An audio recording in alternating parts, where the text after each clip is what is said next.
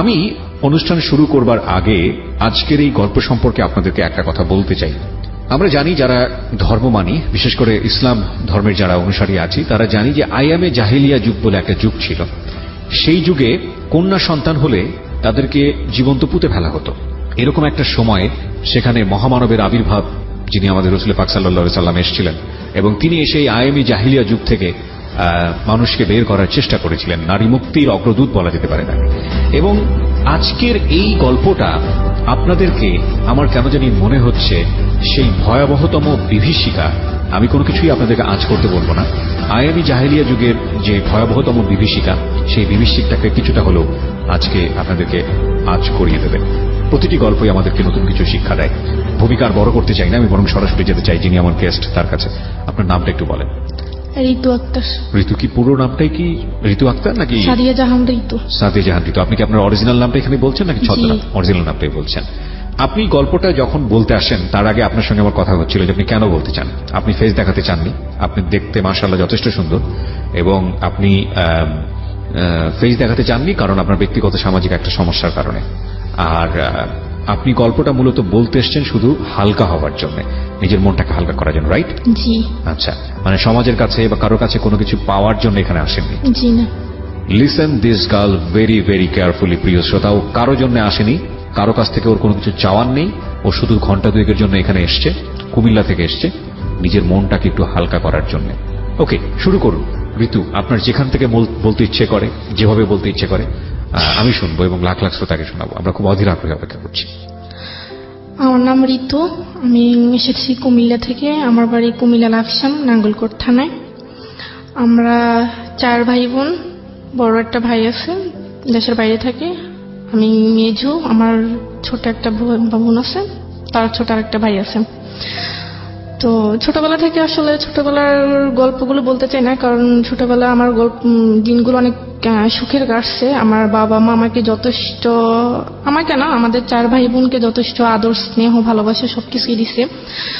তো আমি যখন খুব ছোট ছিলাম তখন আমার আগে আমার আরেকটা বোন হয়েছিল। তো বোন মারা গেছিল। তো আমার বাবা খুব মেয়ে পছন্দ করে।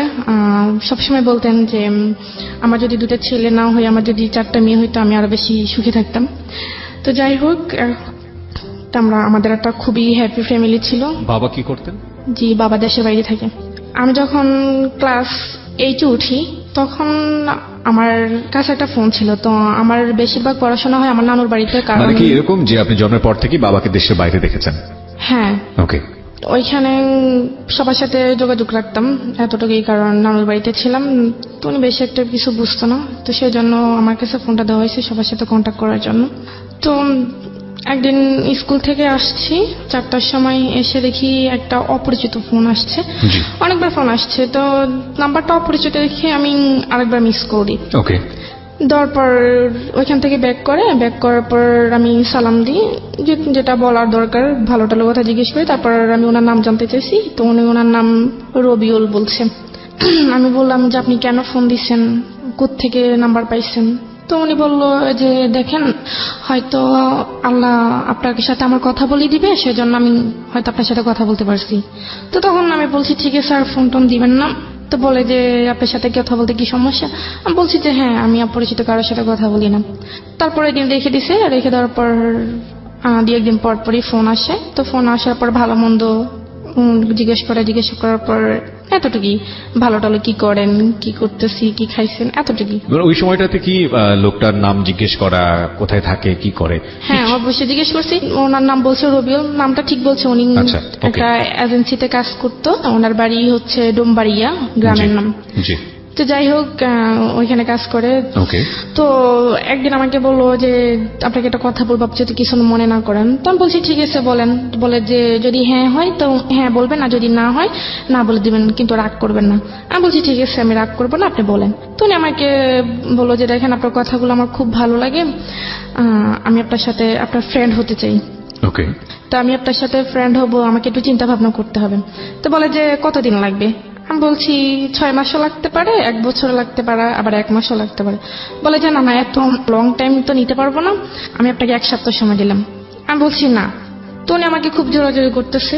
জোরাজোরি করার পর আমি বলছি ঠিক আছে, আমি 1 সপ্তাহ পর, তবে 1 সপ্তাহের মধ্যে আপনি আমাকে আর ফোন কল কোনো কিছু দিতে পারবেন না। আচ্ছা। তো রেখে দিছে। রেখে দেওয়ার পর 1 সপ্তাহ পর ফোন দিছে। ফোন দেওয়ার পর আমি বলছি যে হ্যাঁ ঠিক আছে, আমি আপনার বন্ধু হতে পারি, তবে 1 শর্তে। তো বললো যে কি শর্ত? আমি বলছি জাস্ট বন্ধুই, বন্ধুর বাইরে আমি আর কোনো কিছু করতে পারবো না। বলছি ঠিক আছে, করতে হবে না।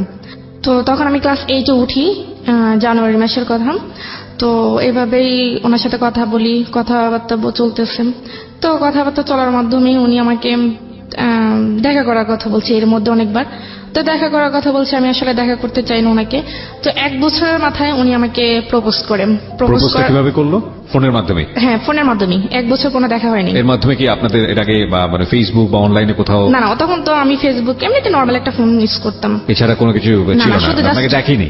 না, না দেখেই আপনাকে প্রপোজ করে ফেলেছে? হ্যাঁ, প্রপোজ করে ফেলছে। 1 বছর কথা বলার পর প্রপোজ করে ফেলছে। তো আমি বলছি ঠিক আছে, আপনি বয়সটা জানা ছিল? লাইক আপনি তখন ক্লাস 8-এ পড়েন, ওর বয়স কত ছিল? ওনার বয়স তখন 24 বছর ছিল। তো আপনি তখন খুব বেশি হলে 13 থেকে 14 বছর বয়স, তো 10 বছরের ডিফারেন্স। তখন আমার ওনার বয়সটা ভালো লাগতো। ভয়েসটা ভালো লাগতো? হ্যাঁ, ফোনে আমি ওনাকে দেখিনি। আচ্ছা আচ্ছা। তাও কি আর ওনাকে দেখি না, জাস্ট ওনার সাথে কথা বলতে আমার ভালো লাগতো। আচ্ছা। তো এসের জন্য কথা বলতাম। তো কথা বলার পর উনি আমাকে প্রপোজ করলো, বলে যে আপনার সাথে আপনার মানে কথা অনেক চিন্তা ভাবনা করলাম, আপনার মতো এরকম একজনকে খুঁজছি, বা আপনাকে আমার খুব ভালো লাগে, আপনাকে যদি আমার জীবন সঙ্গী হিসেবে পাইতাম তাহলে অনেক ভালো হইতো। আমি বলছি আপনি কি আমাকে দেখেন নাই? দেখেন আমি তো দেখতেও সুন্দর না, আপনি আর আপনি যেভাবে চাচ্ছেন আমি তো ওরকম না। বলে যে না, যার কথা সুন্দর। এখানে আমি জানি না, আমি নিজের একটা ঘটনা ছোট্ট করে একটু শেয়ার করবো। Sorry for this interruption, but this is very important. এই যে না দেখে যে আকর্ষণটা জন্ম হয় একজন আরেকজনের প্রতি, ভুলেও ভাববেন না যে তার শক্তি নেই। এটা ভয়াবহতম শক্তিশালী আকর্ষণ, ভয়াবহ, মানে আনথিঙ্কেবল। এটা আমার ব্যক্তি জীবনে একবার হয়েছিল। আমি তখন একবার ইনিশিয়ালি, আজ থেকে 12 বছর বা 11 বছর আগের কথা। যিনি হয়তোবা রেডিওটা শুনছেন উনি, আমি জানি না, কারণ তাকে আমি আজ পর্যন্ত চোখে দেখিনি। এবং আমি নিজে জানি যে এটা কত ভয়াবহতম হতে পারে। আমার মনে আছে, আমি ঘটনাটা খুব ছোট করে বলি, নামটা পর্যন্ত আমার মনে আছে। আমি নামটা বলবো না, কারণ নামটা বললে নামের সাথে হয়তো অনেকেরই নাম মিলে যাবে, হয়তো সেটা ভালো হবে না তার জন্য। এই মেয়েটি, আমি তখন ইউনিভার্সিটির অনার্স কমপ্লিট করে ফেলেছি, মাস্টার্সে পড়ছি, এরকম একটা সময়ের ঘটনা। হঠাৎ করে নাম্বারে একটা ফোন আসলো এবং কথোপকথন শুরু করলাম। এমন হলো যে ঘন্টায় ঘন্টা তার সঙ্গে আমার কথা বলতে হচ্ছে, এবং আমি কোনোভাবে মাথা থেকে বের করতে পারছি না। 2 দিনের মাথায় আমি ফুললি যেটা দেখলাম যে আমি প্রচন্ড রকম ভাবে অ্যাডিক্ট হয়ে গেছি তার ভয়েসের প্রতি। মানে আমি তার ভয়েসের ফ্যান ছিলাম। এবং সে এরকম বলল যে, আমি তখন মহসিন হলে থাকতাম, এবং সে বলল যে সে শামসুন্নাহার হলে থাকে। ইনফ্যাক্ট আমার মহসিন হল থেকে শামসুন্নাহার হলের দূরত্ব খুব বেশি না। আমি হঠাৎ করে একদিন, মানে আমি তখন রেডিও টুডেতে একটা অনুষ্ঠান করি, পোস্ট বক্স 9032, এবং ওই অনুষ্ঠানটা করার পরপরই আমি চিন্তা করলাম I need to meet her. এবং আমি হলের সামনে গেলাম, গিয়ে আমি তাকে বললাম যে আপনাকে আমার সামনে আসতে হবে, আইদার আপনি আসবেন অথবা আমি কানেকশন এখনই অফ করে দিব। আমি জানি না মানে আমি সেই কাজটা কি করেছিলাম, বাট আমার মনে আছে সে আসেনি আমার সামনে। সো আদৌ শামসুন্নাহার হলে ছিল বা অন্য কোথাও ছিল আমি জানি না। এবং আমি যেটা করেছিলাম যে সিমটা বের করে আমি ভেঙে ফেলেছিলাম সিমটা, এবং ওই সিমটা আমি আর পরবর্তীতে কখনো তুলিনি, আর কোনো ইউজ করিনি। সো ওই 2 দিনের রেজাল্ট দিয়ে আমি যেটা বুঝতে পারি যে এটা ভয়াবহতম আকর্ষণ তৈরি হয়। এবং এই ভয়েস দিয়ে যখন একটা মানুষের অবয়ব বা মূর্তি আমরা মনের মধ্যে তৈরি করি, সেটা সবচাইতে নিজের জায়গা থেকে সবচেয়ে সুন্দর মানুষের যে অবয়বটা সেটা ভিতরে তৈরি করি, এবং এটা দুর্ধর্ষতম আকর্ষণ। এটা না জেনে এইদিকে পা বাড়ানো, এটা ভয়াবহ রকমের ভুল আমি বলবো। যাই হোক, আপনার ক্ষেত্রে আপনি না দেখেই ও আপনাকে প্রপোজ করেছে, আপনি কি করলেন? তখন আমি বলছি যে আপনার সাথে তো আমার প্রথমে কথা হয়েছে যে ফ্রেন্ড হিসেবে আমরা সারা জীবন থাকবো, কিন্তু তার বাইরে আমি কোনো কিছু করতে পারবো না। তো বলে যে হ্যাঁ দেখেন, আমি আপনার প্রতি খুবই দুর্বল হয়ে গেছি, আসলে আপনাকে সবসময় ভাবি, সেজন্য আসলে ফ্রেন্ড থেকে যদি আরেকটু সম্পর্কটা আরেকটু গভীরে যায় তাহলে আপনার জন্য ভালো হয়, আমার জন্য ভালো হয়। তখন আমি বলছি যে আমি আপনাকে দেখিনি, বাট আপনিও আমাকে দেখেন নাই, তো এইখানে আসলে সম্পর্কটা কখনই হতে পারে না। তো আমি কথা বলে ফোনটা রেখে আমি ফোনটা অফ করে ফেলছি। একটানা 10 দিন আমি ফোন অফ রাখছি। ফোন অফ রাখার 10 দিন পর আমি যখন ফোনটা অফেন করছি, ফোনটা অফেন করার সাথে সাথেই ওনার ফোন। তো আমি ফোনটা তখন রিসিভ করিনি। তো রিসিভ না করাতে অনেকবার ফোন দিছে, ফোন আমি রিসিভ করিনি। তারপর উনি আরেকটা অপরিচিত একটা নাম্বার দিয়ে ফোন দিছে। তো আমি পরিচিত অপরিচিত নাম্বারটা যখন চিনি না তখন ভাবলাম যে আমার হয়তো আত্মীয় স্বজন হইতে পারে। তো আমি ফোনটা রিসিভ করার পর উনি আমাকে বলে যে আপনি আমাকে মানে আমার ফোনটা রিসিভ করছেন না, আপনি ফোন বন্ধ রাখছেন কেন, কি সমস্যা আপনার যদি ভালো না লাগে আপনি আমাকে না বলে দেন। আমি বলছি না আমার ভালো লাগে না, আপনি আর আমাকে ফোন দিয়েন না, আসলে আমি এটা চাচ্ছি না, আমার ফ্যামিলি সেটা কখনোই অ্যাকসেপ্ট করবে না। তো বলে যে না আপনি একটু ভেবে দেখেন, আসলে চিন্তা ভাবনা করে তো মানুষ সব কাজ করে, তো চিন্তা ভাবনা করে ভালো, আপনি একটু ভেবে দেখেন। তা আমি বলছি ঠিক আছে আমি ভাববো। তো বলে যে ভাববার জন্য কতদিন সময় লাগবে? তা আমি বলছি দেখেন আমার চিন্তা ভাবনা যে শেষ হবে আমি আপনাকে কয়েকদিন ফোন দেবো, কিন্তু তার আগে আপনি আমাকে আর ফোন দেবেন না। বলে যে না না এটা কেমন কথা, আসলে আপনার সাথে কথা না বলে আমি থাকতে পারি না, এই 10টা দিন আমার অনেক কষ্ট হয়েছে, আপনাকে আমি কিভাবে বোঝাবো। তো বলে যে ঠিক আছে আমি 10 দিন সময় দিলাম। তো ঠিক আছে আমি 10 দিন পর উনি আমাকে ফোন দিল বিকালের টাইমে। তখন আমি বলছি যে ঠিক আছে আমি রাজি আছি।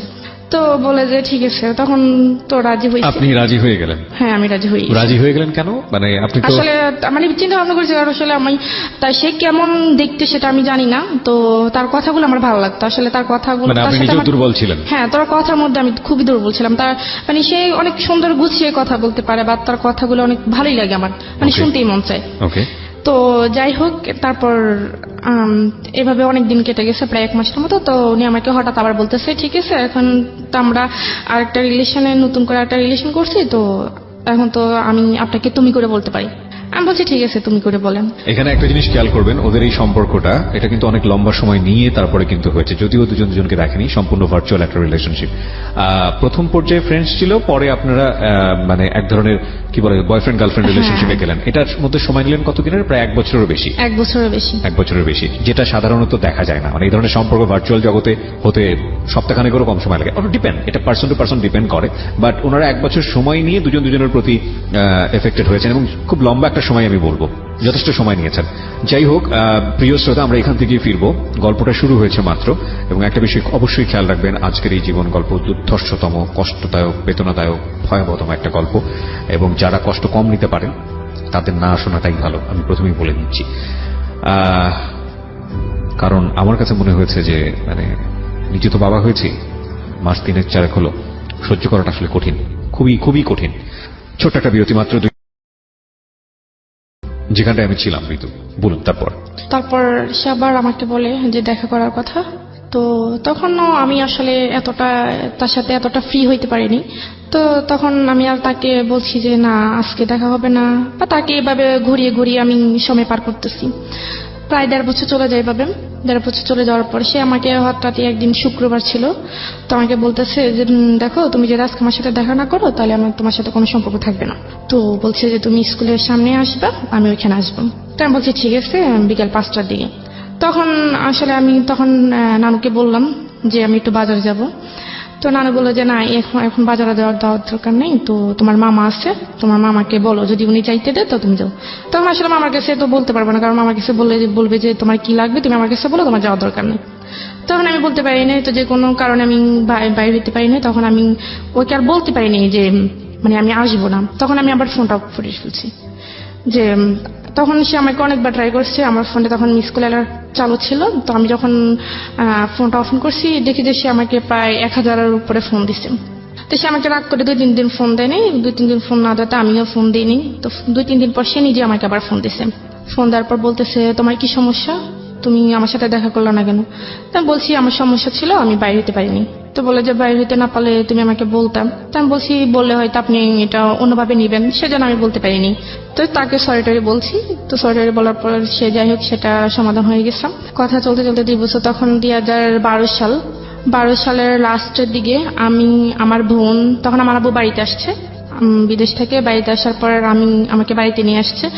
তো আমি তাকে বলছিলাম যে আমার আব্বু বাড়িতে আসতেছে, তো আমি আপনার সাথে অনেকদিন কথা বলতে পারবো না, যতদিন বাড়িতে থাকবো ততদিন কথা বলতে পারবো না, কারণ আমাদের বাড়িতে আসলে আবার কথা হবে, কথা বলতে পারবো না। তো উনি বলছে যে কেন? আমি বলছি আমার আব্বু বাড়িতে আসতেছে, তো আমি তো ফোনটা আবার ওইখানে নিয়ে যেতে পারবো না। তো বলে ঠিক আছে। তখন আমি বাড়িতে আসছি। আসার পর তো আমার আব্বু, আমার বোন, আমার ছোট ভাই, আমার বোনের একটা ফ্রেন্ড ছিল, আমার মামাদের বাসা আসবো ঢাকায় উত্তরায়। সেটা আমি আসলে ওনাকে বলতে পারিনি, যে কারণ আমি কারো ফোন ধরতে পারি না, বা বাড়িতে গেলে আমি বিশেষ করে আম্মু বা আব্বুর ওনাদের ফোন ধরি না। তো ফোন না পেয়ে আমি ওনাকে বলতে পারিনি। তো আমি ঢাকা আসছি, ঢাকায় সেখানে প্রায় 1 সপ্তাহ ছিলাম। তো 1 সপ্তাহ থাকার পর আবার বাড়িতে গেছি। বাড়িতে যাওয়ার পর আমার আব্বু কোন একটা কাজে চিটাগং গেছিল। তো ওইখানে যাওয়ার পর আমি একটা সুযোগ পাইছি আমার নানুদের বাড়িতে আসার জন্য। তো আমার নানু ফোন দিচ্ছিল যাওয়ার জন্য, তখন আমি গেছি, গিয়ে আবার ওনার সাথে কন্ট্যাক্ট করছি। তো কন্ট্যাক্ট করার পর বলে যে এতদিন কেন, তুমি তো বলছো কয়েকদিন তারপর আবার আসবা, তো এতদিন গ্যাপ ছিল কেন? বলছি ঢাকা গেছিলাম আব্বুর সাথে, সেজন্য বলতে পারিনি। তো এই ব্যাপারটা আমি ওনাকে বলি নাই কেন, ওইটা উনি আমার সাথে অনেক রাগ করছে যে তুমি ঢাকা গেছো আমাকে বলছো, নাহলে আমিও ঢাকা যেতাম, দূর থেকে তোমাকে দেখতাম। আমি বলছি আমি বলতে পারিনি, আমি সুযোগ পাইনি। এটা নিয়ে অনেক ঝগড়া হয়েছে। ঝগড়া হওয়ার পর উনি আমাকে তুই করে বলতেছে যে তুই আর আমাকে ফোন দিবি না। আমি বলছি ঠিক আছে, আমি ফোন দিব না। মানে ক্রেজি হয়ে গেছে আর কি, এতবার বারবার আপনাকে দেখতে চাচ্ছে, আপনি সামনে আসতেছেন না। আসতেছি না, হ্যাঁ। রাইট। পরে ঠিক আছে, তখন আমি আর তাকে সে আমাকে ফোন দিবে না কেন সেটা আমার জানার আগ্রহ ছিল না, কিন্তু ফোন না দিলেনি। আসলে আমি তার সাথে তার প্রতি অ্যাট্রাকশন হয়নি। আমি আসলে তার কথাগুলো আমার ভালো লাগতো, সেজন্য আমি তার সাথে কথা বলতাম। তার প্রতি পয়েন্ট করবেন প্রিয় শ্রোতা, ও যেটা বলছে যে ওর কথাগুলো শুনতে ওর খুব মন চাইতো, এবং ওই কথাগুলোর কারণেই ওর প্রতি এক ধরনের ওর দুর্বলতা ছিল, কিন্তু এটা আসলে সেই অর্থে কোনো লাভ ছিল না। ওকে। তো সে আমাকে আবার নিজে ফোন দিছে। ফোন দেওয়ার পর বলে যে তুমি এত পাষাণ মানুষ, তোমার মেয়েদের মন নাকি অনেক নরম থাকে, তো তুমি এত শক্ত মনের মানুষ আমি আসলে কখনো ভাবি নেই। তো আমি রাগ করে ফোন রেখে দিছি, তোমার উচিত আমার রাগ ভাঙানো, আমাকে ফোন দাও। তুমি সেটা না করে তুমি উল্টা রাগ করে বসেছো। তখন ওনার কথাগুলো আমি আসলে এত কেয়ার করতাম না, যেটা বলতে এটা শুনতাম। 2012 সালের প্রায় মাঝামাঝি আমি আবার ঢাকা আসি। আমার মামারা সবাই মিলে কক্সবাজার যাবে, তো আমি ঢাকা আসি আবার। তো আমি ওনার কাছে বলছি যে আমি কক্সবাজার যাব, আমরা সবাই মিলে কক্সবাজার যাবো, ওইখানে অনেকদিন থাকবো, আপনার সাথে আমার কথা হবে না। তো বলে যে আমার যদি ছুটি থাকতো তাহলে তো আমিও যেতে পারতাম। তো বলে যে ঠিক আছে, তোমরা যেদিন যাবে তার একদিন আমাকে ফোন দিয়া। তো আমরা যেদিন যাবো তার একদিন ওনাকে ফোন দিছি, তো উনি যেতে পারবেন, উনি ছুটি নিতে পারেনি। তো আমরা চলে গেছি ওইখানে প্রায় 15 দিনের মতো ছিলাম। 15 দিন থেকে আবার যখন কক্সবাজার গেছি তখন আমার মামারও সাথে ছিল। তো মামার এক বন্ধু ছিল, তো সাথে ছিল, তো উনি আবার ওইখানে গেছে। তো আমরা ওইখানে অনেক আনন্দ করলাম, সবাই মিলে একসাথে ছিলাম, আড্ডা দিলাম। তো ওই ছেলে আবার আমাদের সাথে ছিল। তো আমি আবার ঢাকায় যখন কক্সবাজার থেকে যখন ঢাকায় ব্যাক করি, তখন ওই ছেলে আমার আরেকটা মামাতো ভাই ছিল, ওর নাম হচ্ছে রাফি। ওর কাছে আবার আমার ডিটেইলস জানতে চাইছে যে মেয়েটা কে বা কি করে। ছেলেটার নাম কি ছিল? রাজু। ওকে। তো কি করে বা কোথায় থাকে, তো বললো যে এটা আমার সম্পর্কে মামাতো বোন হয়, তো এরকম। তো বলে যে আমি ফোন ইউজ করে, তো আমি যে ফোন ইউজ করি সেটা তার ওনারা জানে না। তো বলে যে না, ফোন ইউজ করে না কেন? তো বলে যে না, এমনিতেই। তখন আমার মামা যখন বাড়িতে আসে শীতের সময়, তখন ওই ছেলে আবার আমার মামাদের সাথে আমাদের বাড়িতে আসছে। তো আমাদেরকে দাওয়াত করায় ওই ছেলেও আসছে আমাদের বাড়িতে। তো আমাদের বাড়িটারি দেখলো, আমাদেরকে দেখলো, তখন আমার সাথে কথা বললো, হাই হ্যালো, এতটুকুই। কি করো, কোন ক্লাসে পড়ো? তখন আমি ক্লাস 9-এ পড়ি। তো বললো যে ঠিক আছে, তো এখন তো ছুটি, তো তোমার মামার সাথে আবার ঢাকায় যাও, গিয়ে ঘুরে আসো, আমরা তো আছি, সব একসাথে আনন্দ হবে।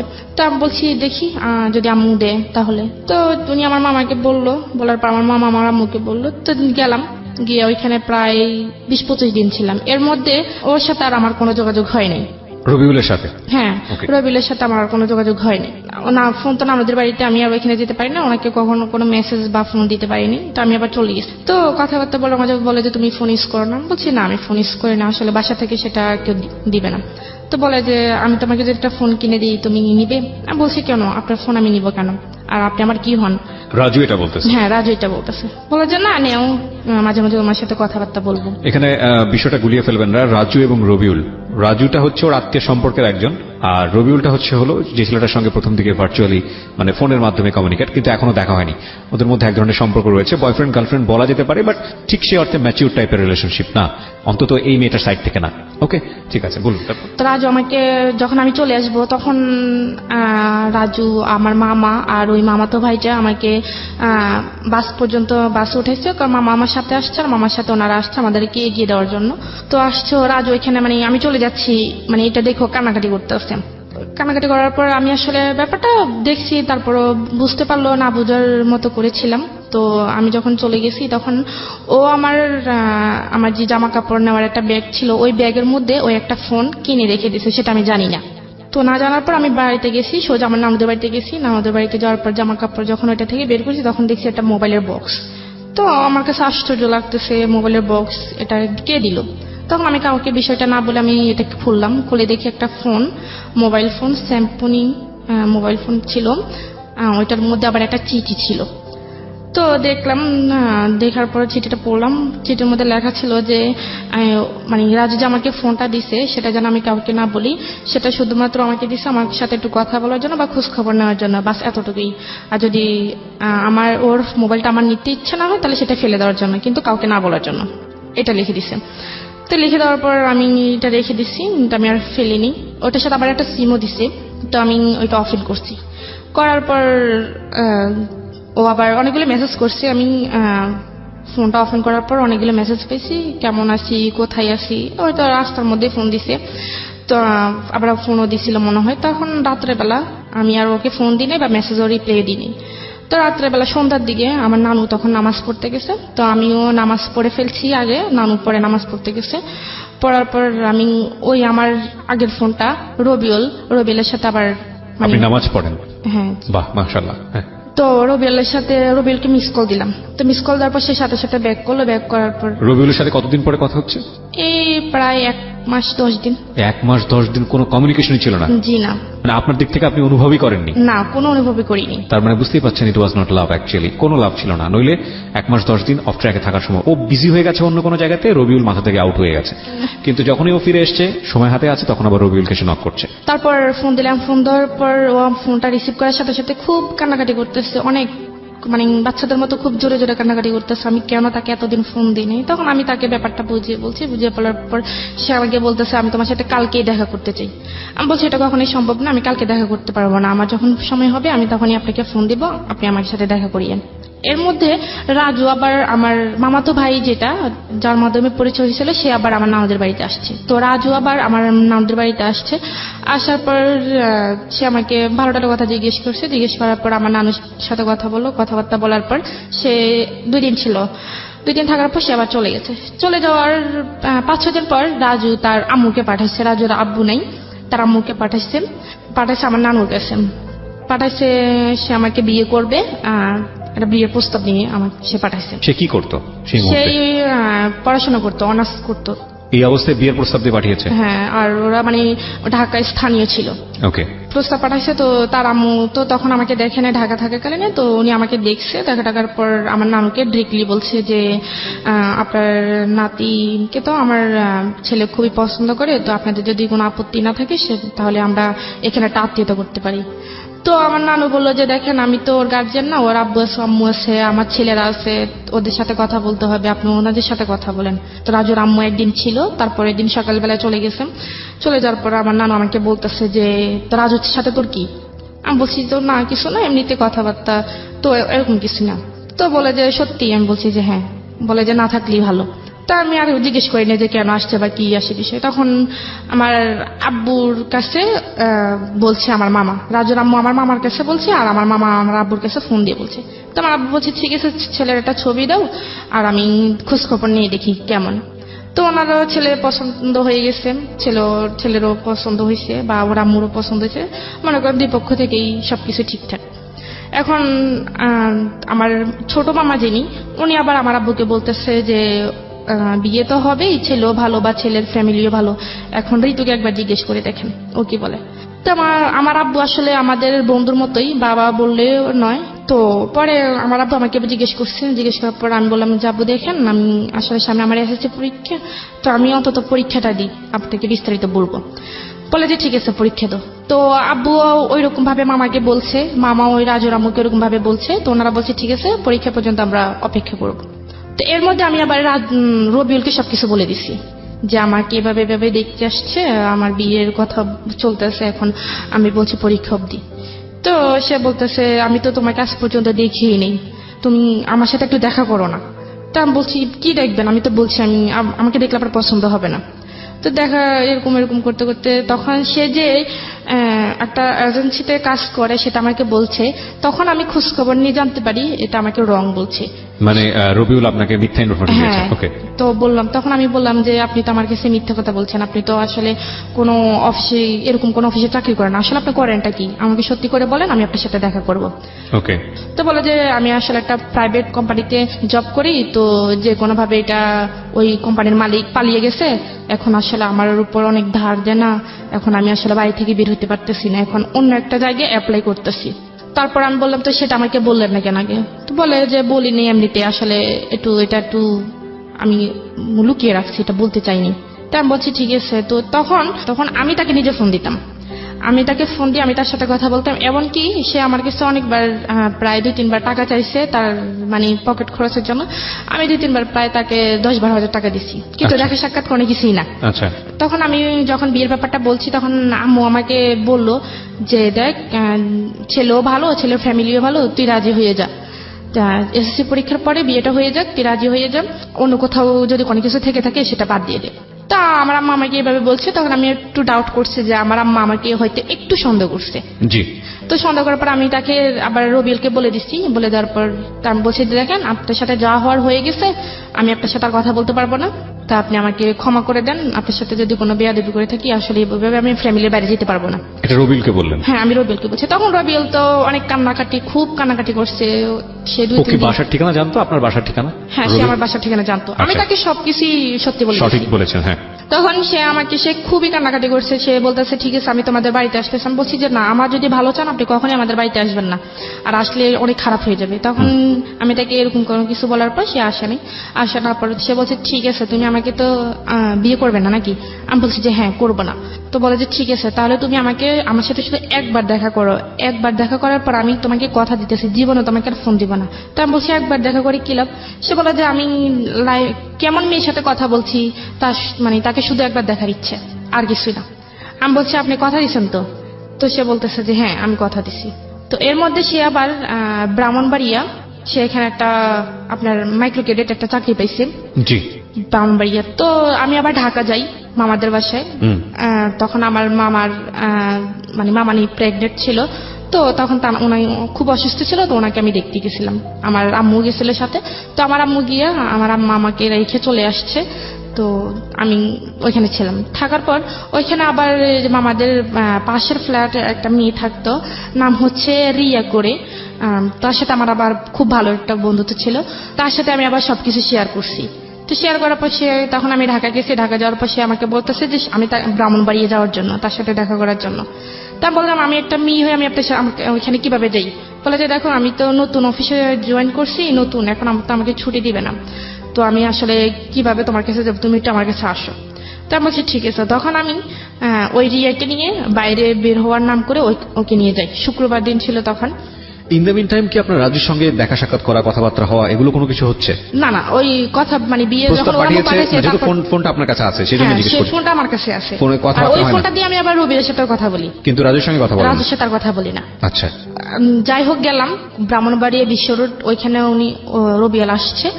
আসার পর আমরা গেলাম, যাওয়ার পর সে আমাকে ফোন দিছে। তো আমি বোরকা পরে জানি, আমি এমনিতেই নর্মাল ভাবে গেছি।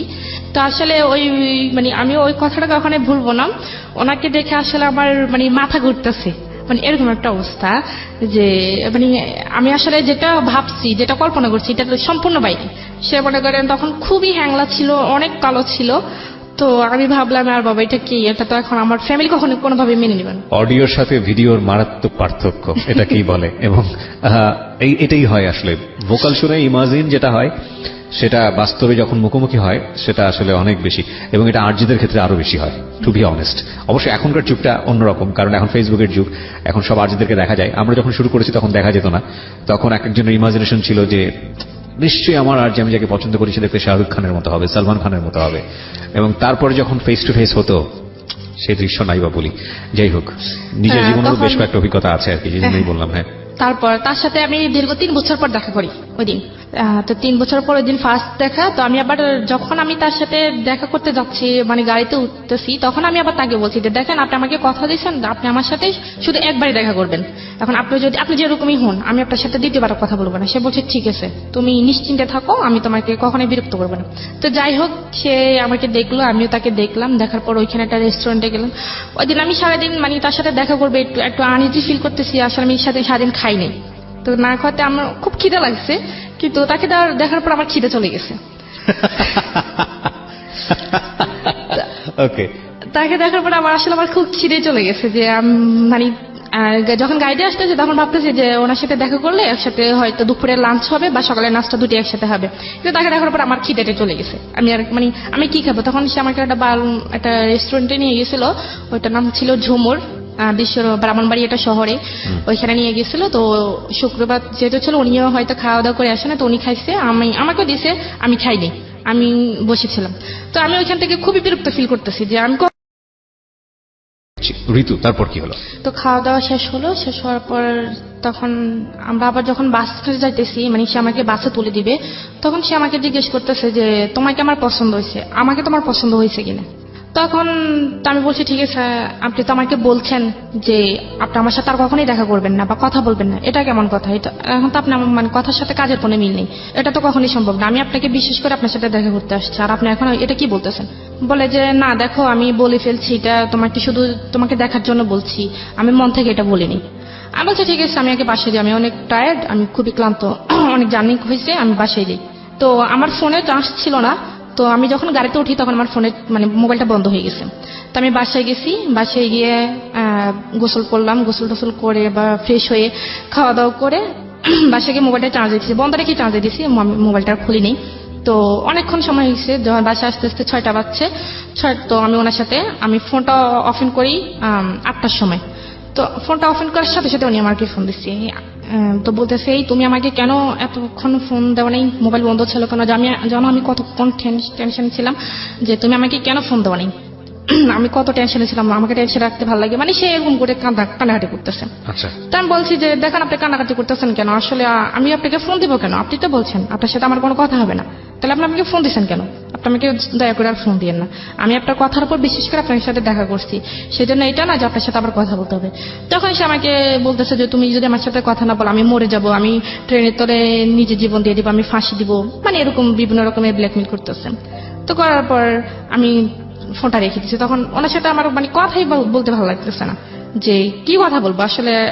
তখন মনে হইতেছে যে একটা মানুষকে যদি মনে দেখে ভালো না লাগে তখন তার সাথে কথা বলাটা আসলে ভালো লাগতো। তখন ওনার কথাগুলো তখন আর আমার কাছে ভালো লাগতো না, কিন্তু দেখা করার আগে ওনার কথাগুলো আমার খুব ভালো লাগতো, কিন্তু তখন আর দেখা করার পর মানে কথাগুলি ভালো লাগতো না।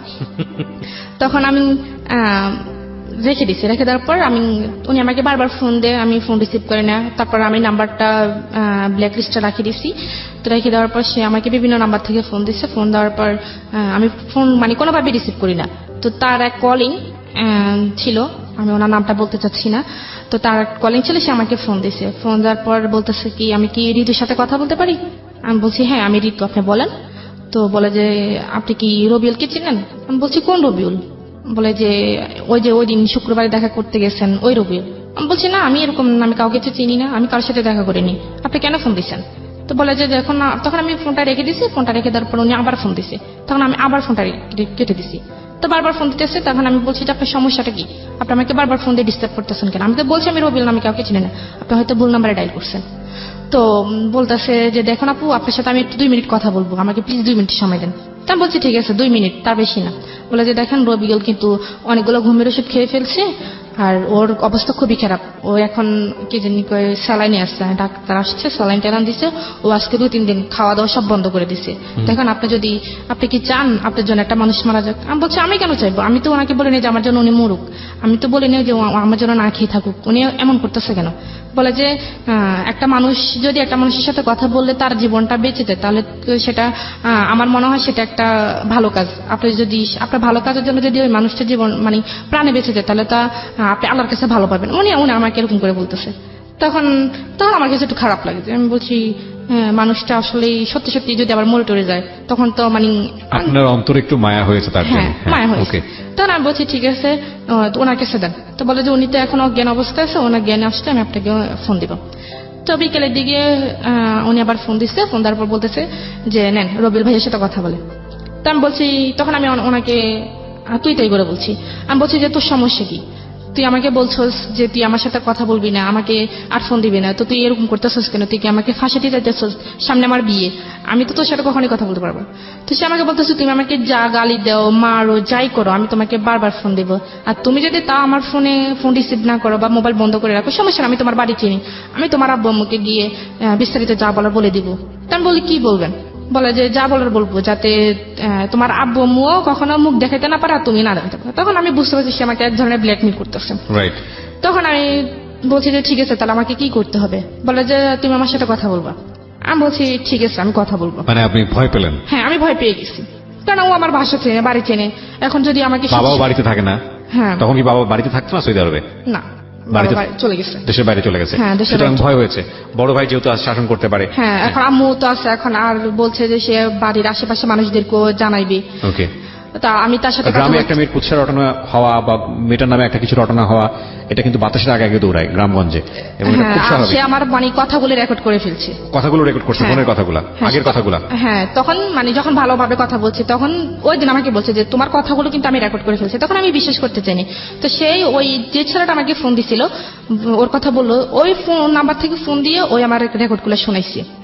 তো আমি তখন আরো বেশি ভয় পেয়ে গেছি যে সত্যি সত্যি যদি বলে দেয়, এখন রেকর্ডগুলো যদি সবাইকে শোনে, এখন তো তার কাছে হাতে নাতে প্রমাণ আছে, এখন তো আমি যদি বলি কেউ আমার কথা বিশ্বাস করবে না। তখন আমি বলছি ঠিক আছে, আমি আপনার সাথে কথা বলবো। তো কথা বলবো, এইভাবে আরো ধরেন 2 মাস কেটে গেছে। 2 মাস কেটে গেছে, এর মধ্যে আমার পরীক্ষা, আমি এসএসসি পরীক্ষা দিছি। তো এসএসসি পরীক্ষা যেদিন শেষ হবে সেদিন বিকেলে সে আমাকে ফোন দিছে, না তার আগের দিন বিকেলে ফোন দিছে। তার আগের দিন বিকেলে ফোন দিয়ে বলতেছে যে তোমার এসএসসি পরীক্ষা, তোমার তো কালকে পরীক্ষা শেষ, তাহলে তুমি তার স্কুলে যেতে পারবে না, বাসা থেকে বের হতে পারবে না, তুমি আমার সাথে জাস্ট একটু দেখা করবা, আমি তোমার সাথে দেখা করব, অনেকদিন দেখা করি না। আমি বলছি ঠিক আছে, আমি দেখা করব। তখন আমাদের থানা, লাকসাম বলছে যাওয়ার জন্য। তা আমি পরীক্ষা টরীক্ষা দিয়ে আমি সোজা বাড়িতে না গিয়ে আমি লাকসাম চলে গেছি, তো তার সাথে দেখা করার জন্য। তো সে ওইখানে তার কিছু বন্ধু বান্ধব আসছে, আসার পর সে আমার সাথে কথাবার্তা বললো। সে বললো যে চলো আমরা একটু ঘুরে আসি, লাকসাম ফয়জিনেসা কলেজের নাম মনে হয় শুনছেন, ওইখানে সে আমাকে বলছে যে ওই জায়গাটা একটু সেফ আছে, আমরা একটু কথা বলি। আমি বলছি যে না, আমি কথা বলতে পারবো না, আমাকে বাসে যেতে হবে, বাসে সবাই টেনশন করবে, আমি বলে এসিনি। বলছি যে না, একটু সময়, 5 মিনিট সময় দাও। তখন আমি ওইখানে গেছি, দেখি যে তার অনেকগুলো বন্ধু, তার প্রায় 10-12 জন তার বন্ধুরা চলে এসছে। চলে এসে আমাকে ভাবি যাবি বলতেছে, ভাড়া ডালে। তখন আমার কাছে আশ্চর্য লাগতেছে, কি ব্যাপার, ওরা কোথেকে আসছে? বলে যে এখানে ওরা অনেকদিন পর, ওরা ঢাকার বাইরে থাকে, কেউ চিটাগাং থাকে, কেউ বরিশাল থাকে, বিভিন্ন রকম বিভিন্ন জন বিভিন্ন জায়গায় থাকে, তারা এখানে আসছে, তো তোমাকে দেখতে চাইছে, এই জন্য দেখাইতে আসছি। তখন আমি বলছি ঠিক আছে, তাহলে আমি চলি। তখন আমার কাছে একটু ডাউট লাগছে, তখন ওদের মানে ভাব ভঙ্গি আমার ভালো লাগতেছে না। তো আমি চলে যাওয়ার জন্য বলছি, সে আমার হাতটা ধরে ফেলছে, মানে ধরে বলছে না। তখন আমার আমি রাগ করে ফেলছি যে আপনি সমস্যা কি, আপনি আমাকে আমার হাত ধরছেন কেন, আপনি আমার হাত ছাড়েন। বলে যে না, তুমি আসছো তোমার ইচ্ছায়, তুমি তো তোমার ইচ্ছে যেতে পারবো না, তুমি আমার ইচ্ছে যেতে হইব। আমি বলছি আপনি আমার হাত ছাড়বেন নাকি আমি এখানে চেঁচামেচি করবো? বলে যে চেঁচামেচি করো, করলে কয়জন তোমার কথা বিশ্বাস করবে? সবাই আমার পক্ষে, তোমার পক্ষে তো কেউ নেই। তো আমি বলছি আপনার সমস্যাটা কি? বলে যে আমি তোমাকে বিয়ে করবো। আমি বলছি আপনার মাথা ঠিক আছে, আপনি কেন আমাকে বিয়ে করবেন?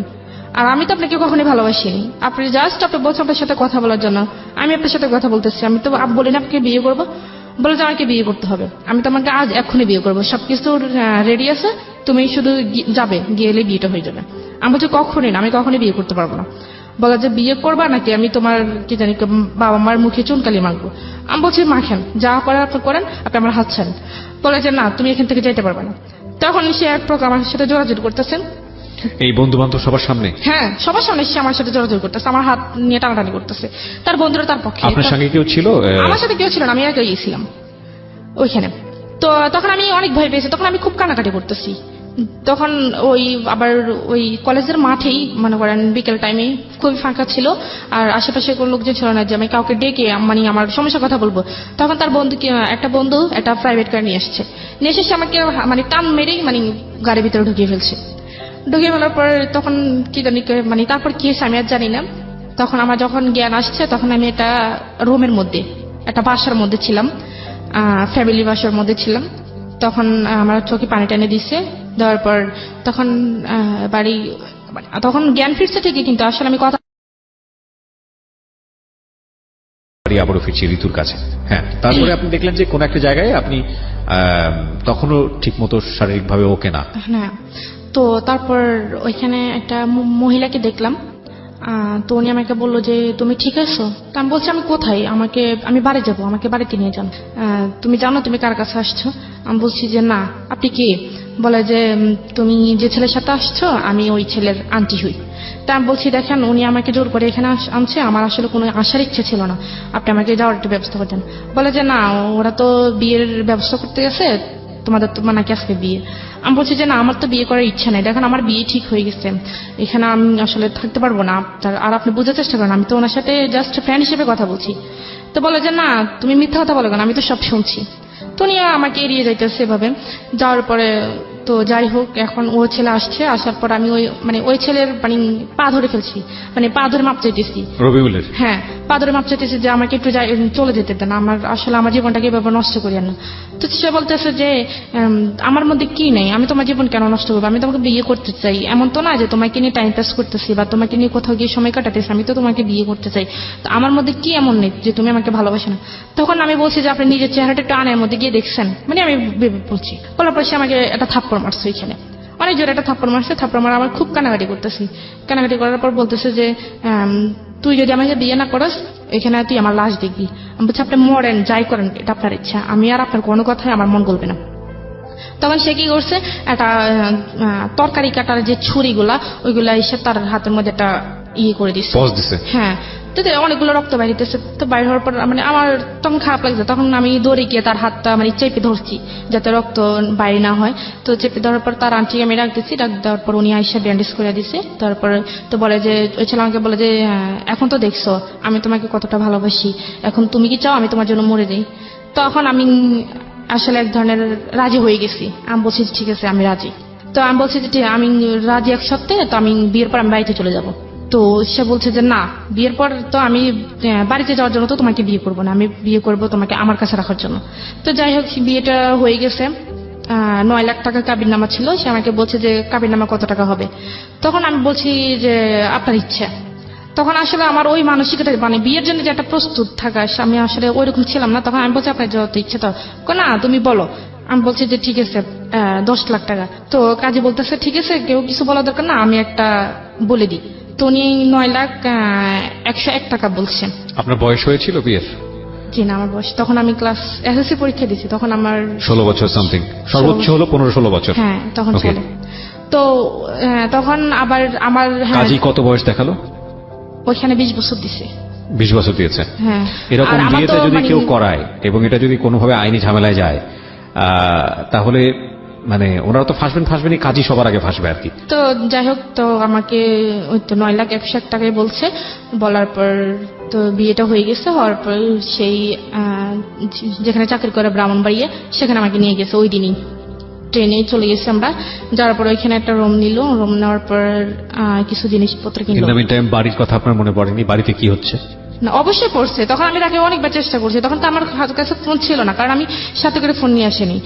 আর তাকে আমি অনেকবার বলছি যে বিয়ে যেহেতু হয়ে গেছে তখন তো বাড়ি থেকে কোনো সমস্যা করবে না, বাড়িতে জানাই। বলে যে না এখন বাড়িতে জানালে সমস্যা করবে, আমরা আগে একটু সেটেল হই তারপর বাড়িতে জানাবো। তখন সে যেভাবে বলতেছে সেভাবে, কারণ তার কথা যদি আমি একটু নড়চড় করি, সে আমাকে ছুরি টুরি দিয়ে ভয় দেখায়, তারপর হাত কাট নিয়ে ভয় দেখায়। তখন আমি আসলে অতটা ছিলাম না। তো বাড়িতে কি হয়েছে না হয়েছে সেটা আমি তখন জানি না। তো তখন আমাকে ওইখানে নিয়ে গেছে। নিয়ে যাওয়ার পর সে আমাকে একটা রুম নিল। রুম নেওয়ার পর টুকটাকি যা লাগে আর কি সব নিছে। নেওয়ার পর তো চলতেছি। তখন যাচ্ছি, বাড়িতে কি হয়েছে না হয়েছে সেটা তো আমি জানি না। তখন ওইখানে গেলাম। তো নেওয়ার পর সেই তো সারাদিন চলে গেল। তো আমি রান্না বান্না করলাম। তো সেই কোথায় গেছে আমি জানি না, সারাদিন সে বাসা ছিল না। আগে থেকে নিয়ে ছিল নাকি ওর রুমে গিয়ে উঠলেন? না, সে ওইখানে আগে থেকে একটা রুম নিয়েছিল সেই। তো রাত্রেবেলা তো সে এসে কিছু ফুল টুল দিয়ে রুমটা সাজাইলো নিজেই। হ্যাঁ, না নিজে না, সে আর তার এক বন্ধুকে নিয়ে, বন্ধুর সাথে দিছে। সে কোথায় গেছে আমি জানি না। তো তার বন্ধু, তার এক কলিং, উনি আবার বিয়ে করছে, বোনই আবার ওইখানেই থাকে। সে আমাকে বাইরে তালা দিয়ে চলে গেছে। তো আমি সারাক্ষণ রুমের মধ্যে ছিলাম। তো রুমের মধ্যে থাকার পর সে বিকেলের দিকে আসছে, আর সে আমাকে বলতেছে তো তুমি রেডি হও। তো আমি বলছি কেন রেডি হবো, কোথায় যাবো? বলে যে আমার এক ফ্রেন্ডে দাওয়াত দিচ্ছে, রাত্রে ওইখানে খাওয়া দাওয়া করবো। তো আমি বলছি আমি রেডি হবো কি, আমি তো তখন আমার তো মানে কিছুই নেই, ইনফ্যাক্ট কিছুই নেই। হ্যাঁ, আমি রেডি হবো কি? সে আমার জন্য একটা শাড়ি কিনলো, 1200 টাকা দিয়ে একটা শাড়ি কিনছে, আর নর্মালি বাসা পড়ার জন্য 2টা 3 পিস কিনছে। তো নিয়ে আসছে, নিয়ে আসার পর সে আমাকে বলছে রেডি হওয়ার জন্য। তো রেডি হয়েছি, রেডিমেডি হয়ে আমরা ওই ফ্রেন্ডের বাসায় গেছি। যাওয়ার পর ওইখানে খাওয়া দাওয়া করে আমরা আবার রিটার্ন আসছি। ওই ফ্রেন্ডের বাসায় যখন খাওয়া দাওয়া করতে গেছি, তখন বাসাতে মানে আবার খাওয়া দাওয়া করে যখন আবার বাসা আসছি, তখন দেখি ফুল টুল দিয়ে সাজানো রুমটা। তো তখন সে আমাকে, তখন আমি শুয়ে পড়ছি, কারণ মানে আমার মানে এত টেনশন হইতেছে যে বাড়িতে কি হচ্ছে। তখন আমি এই জিনিসটা টেনশন করতেছি। তখন আমি বারবার তাকে বলতেছি যে বাড়িতে ফোন দেন। সে বলতেছে না, বাড়িতে এখন ফোন দেওয়া যাবে না, বাড়িতে এখন ফোন দিলে তোমাকে সবাই নিয়ে যাবে। আমি যেটা বলতেছি সে এড়িয়ে যেতেছে। তখন রাত যখন হয়েছে, তখন আমি শুয়ে গেছি। তো সেই দোকানে গেল, দোকানে গিয়ে আমার জন্য, আমার খুব মাথা ব্যথা করতেছে, আবার পুরো শরীর জার্নি করছি, পুরো শরীর মানে ব্যথা হয়ে গেছে। সে আমার জন্য ব্যথার কিছু ওষুধ নিয়ে আসতে গেছে। তখন আসে দেখে যে মানে আমি, তখন আমার চোখটা একটু বুঝে আসছে। তো আসছে সে যে দরজা খুলছে, আমি টের পাইছি। টের পাওয়ার পর আমি ওই সেভ মতোই শুয়েছি। শোয়ার পর আমি একবার এক পাশে গিয়ে শুয়েছি। তো শোয়ার পরে সে আসছে, আইসে আমাকে উঠাইলো, বলে যে তোমার না শরীরে ব্যথা করতেছে, ওষুধ খাও। তো আমি ওষুধটা খাইছি। খাওয়ার পর কিছুক্ষণ পর ব্যথাটা একটু কমে আসতেছে, এরকম অনুভব হইতেছে। তখন সে আমাকে বললো যে তুমি কি ঘুমাই যাবা?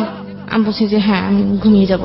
তো বলতেছে কেন, আজকে মানুষের জীবনের একটা প্রথম রাত আমাদের, আর এই রাতের জন্য মানুষ হাজার হাজার বছর অপেক্ষা করে, তুমি এই রাতেই ঘুমিয়ে কাটিয়ে দিবে? আমি বলছি আমার কাছে এটা কোনো রাত মত মনে হয় না, আমি আমার ঘুম আসতেছে, আমি ঘুমাবো। বললো যে না, আমার সাথে কথা বলো। আমি বলছি যে আপনার সাথে আমি কথা বলবো কালকে। তার কথা আমি আসলে এক কান দিয়ে নিতেছি, এক কান দিয়ে ফেলে দিচ্ছি। আমার মূল উদ্দেশ্য হচ্ছে আমি যদি কোনো রকম একটু সুযোগ পাই, আমি পালিয়ে যাবো, বাড়িতে গিয়ে তারপর সব ঘটনা বলে দিব। হ্যাঁ, পালিয়ে যাবো। তখন আমার খুব ঘুম আসতেছে। তখন আমি একবার মানে বসা অবস্থা ঘুমিয়ে গেছি। তখন ঘুমিয়ে যাওয়ার পর সে আমাকে মনে হয় শোয়াইছে। তখন আমি আর বলতে পারবো না কি হয়েছে। তখন সকালে সে আমাকে আবার তালা মেরে চলে গেছে, অফিসে চলে গেছে। তো আশেপাশে ফ্ল্যাটে কেউ ছিল না আপনাদের? হ্যাঁ ছিল। তো আপনি তো ওখানে নক করে বললেও তো বলতে পারতেন। মানে গেটটা এমন ভাবে ছিল, মনে করেন দরজাটা ছিল বাইরে, আর ভিতরে আবার আরেকটা ইয়ে ছিল, মানে গ্রিলের মতো। আচ্ছা, মানে হলেও সম্ভব না, চিল্লালেও হয়তো অনেকে শুনবে না। হ্যাঁ, আচ্ছা। আর পরে কি করছে, তখন আমি উঠছি, উঠা ফ্রেশ হয়েছি। ফ্রেশ হয়ে আমি নাস্তা খাইনি, আমি চাটা শুধু খাইছি, আর পরোটা খাইনি। তো না খাওয়ার পর এখন আমি রান্নাবান্না কোনো কিছু করি না, সে দুপুরে খাওয়ার জন্য আসছে। বাচ্চা ঠিক কিছু সমস্যা না, রান্না করে না, আমি হোটেল থেকে নিয়ে আসছি। তখন সে হোটেল থেকে মাছ আর কি জানি নিয়ে আসছে, আমার মনে নেই। তো নিয়ে আসার পর সে মানে আমাকে খাই দিতে চাইতেছে। তো আমি খাই নেই। তো সে আমাকে 2-3 বার এরকম করতেছে। তখন আমি কি করছি, আমি প্লেটটা ফেলতে চাই নাই। তো মানে আমি ধাক্কা দেওয়ার একটু জোরে লেগেছে, প্লেটটা মাটিতে পড়ে গেছে। পরে কাঁচের প্লেট ছিল, ওটা ভেঙে গেছে। ভেঙে পর মানে সে রাগ করে ফেলছে। সে আমাকে একটা ধাক্কা দিয়ে ফেলছে। ধাক্কা দেওয়ার পর আমি একটা দেয়ালের মধ্যে গিয়ে একটু বাড়ি খেয়েছি কপালের মধ্যে। তখন কপালটা ফুলে গেছিল। তো ফুলে যাওয়ার পরে তখন আমি বলছি যে মানুষ আমার বিয়ের একদিন না যেতে আমার উপরে এরকম টর্চার শুরু করতেছে, সে মানুষ আমাকে কিভাবে সারা জীবন ভালো রাখবে সেটা আমার ভালো জানা হয়েছে। তো বলে যে কি জানি কয়, না তোকে তুই যতই ইয়ে করস, চালাকি করস, তুই এখান থেকে যেতে পারবি না, তোকে যেহেতু আমি বিয়ে করছি এখানে থাকতে হবে। তখন এভাবেই আমি আসলে একটা না প্রায় 2 দিন খাইনি। 2 দিন মানে শুধু একটু চা খেয়েছি, আর কিছু না, চা খাই আর পানি খাই। তখন আমার শরীরটা খুবই দুর্বল হয়ে গেছে। তো তখন সোমবার দিন ছিল, সেই অফিস থেকে লাঞ্চের সময় আসছে। আসার পর সে আসছে, আমি গোসল করতে গেছি। তো গোসল করতে গেছি, তো গোসলখানার আবার ভিতরে একটা দরজা আছে, মানে একটু বড়, মানে একটা মানুষ কোনো মানে বাইরে হতে পারবে। তখন সে যখন অফিসে থাকতো না, তখন আমি ভিতরে মানে চেষ্টা করতাম যে কোন দিক দিয়ে বাইরে হওয়া যায়। তখন আমি ওই বাথরুমের ভিতরে ওই জায়গাটা দেখছি। দেখার পর আমি মানে ওইটার মধ্যে একটা কোমোড ছিল, কোমোডের উপর দাঁড়িয়ে ওইটার মধ্যে আর একটা মোড়া দিয়ে আমি দেখছি যে ভিতরে মানে দাঁড়ানোর মতো কোনো পজিশন আছে কিনা। তখন দেখছি যে না, ভিতরে মানে নিচে দাঁড়ানোর মতো একটু জায়গা আছে, মানে একটা পা রাখা যাবে।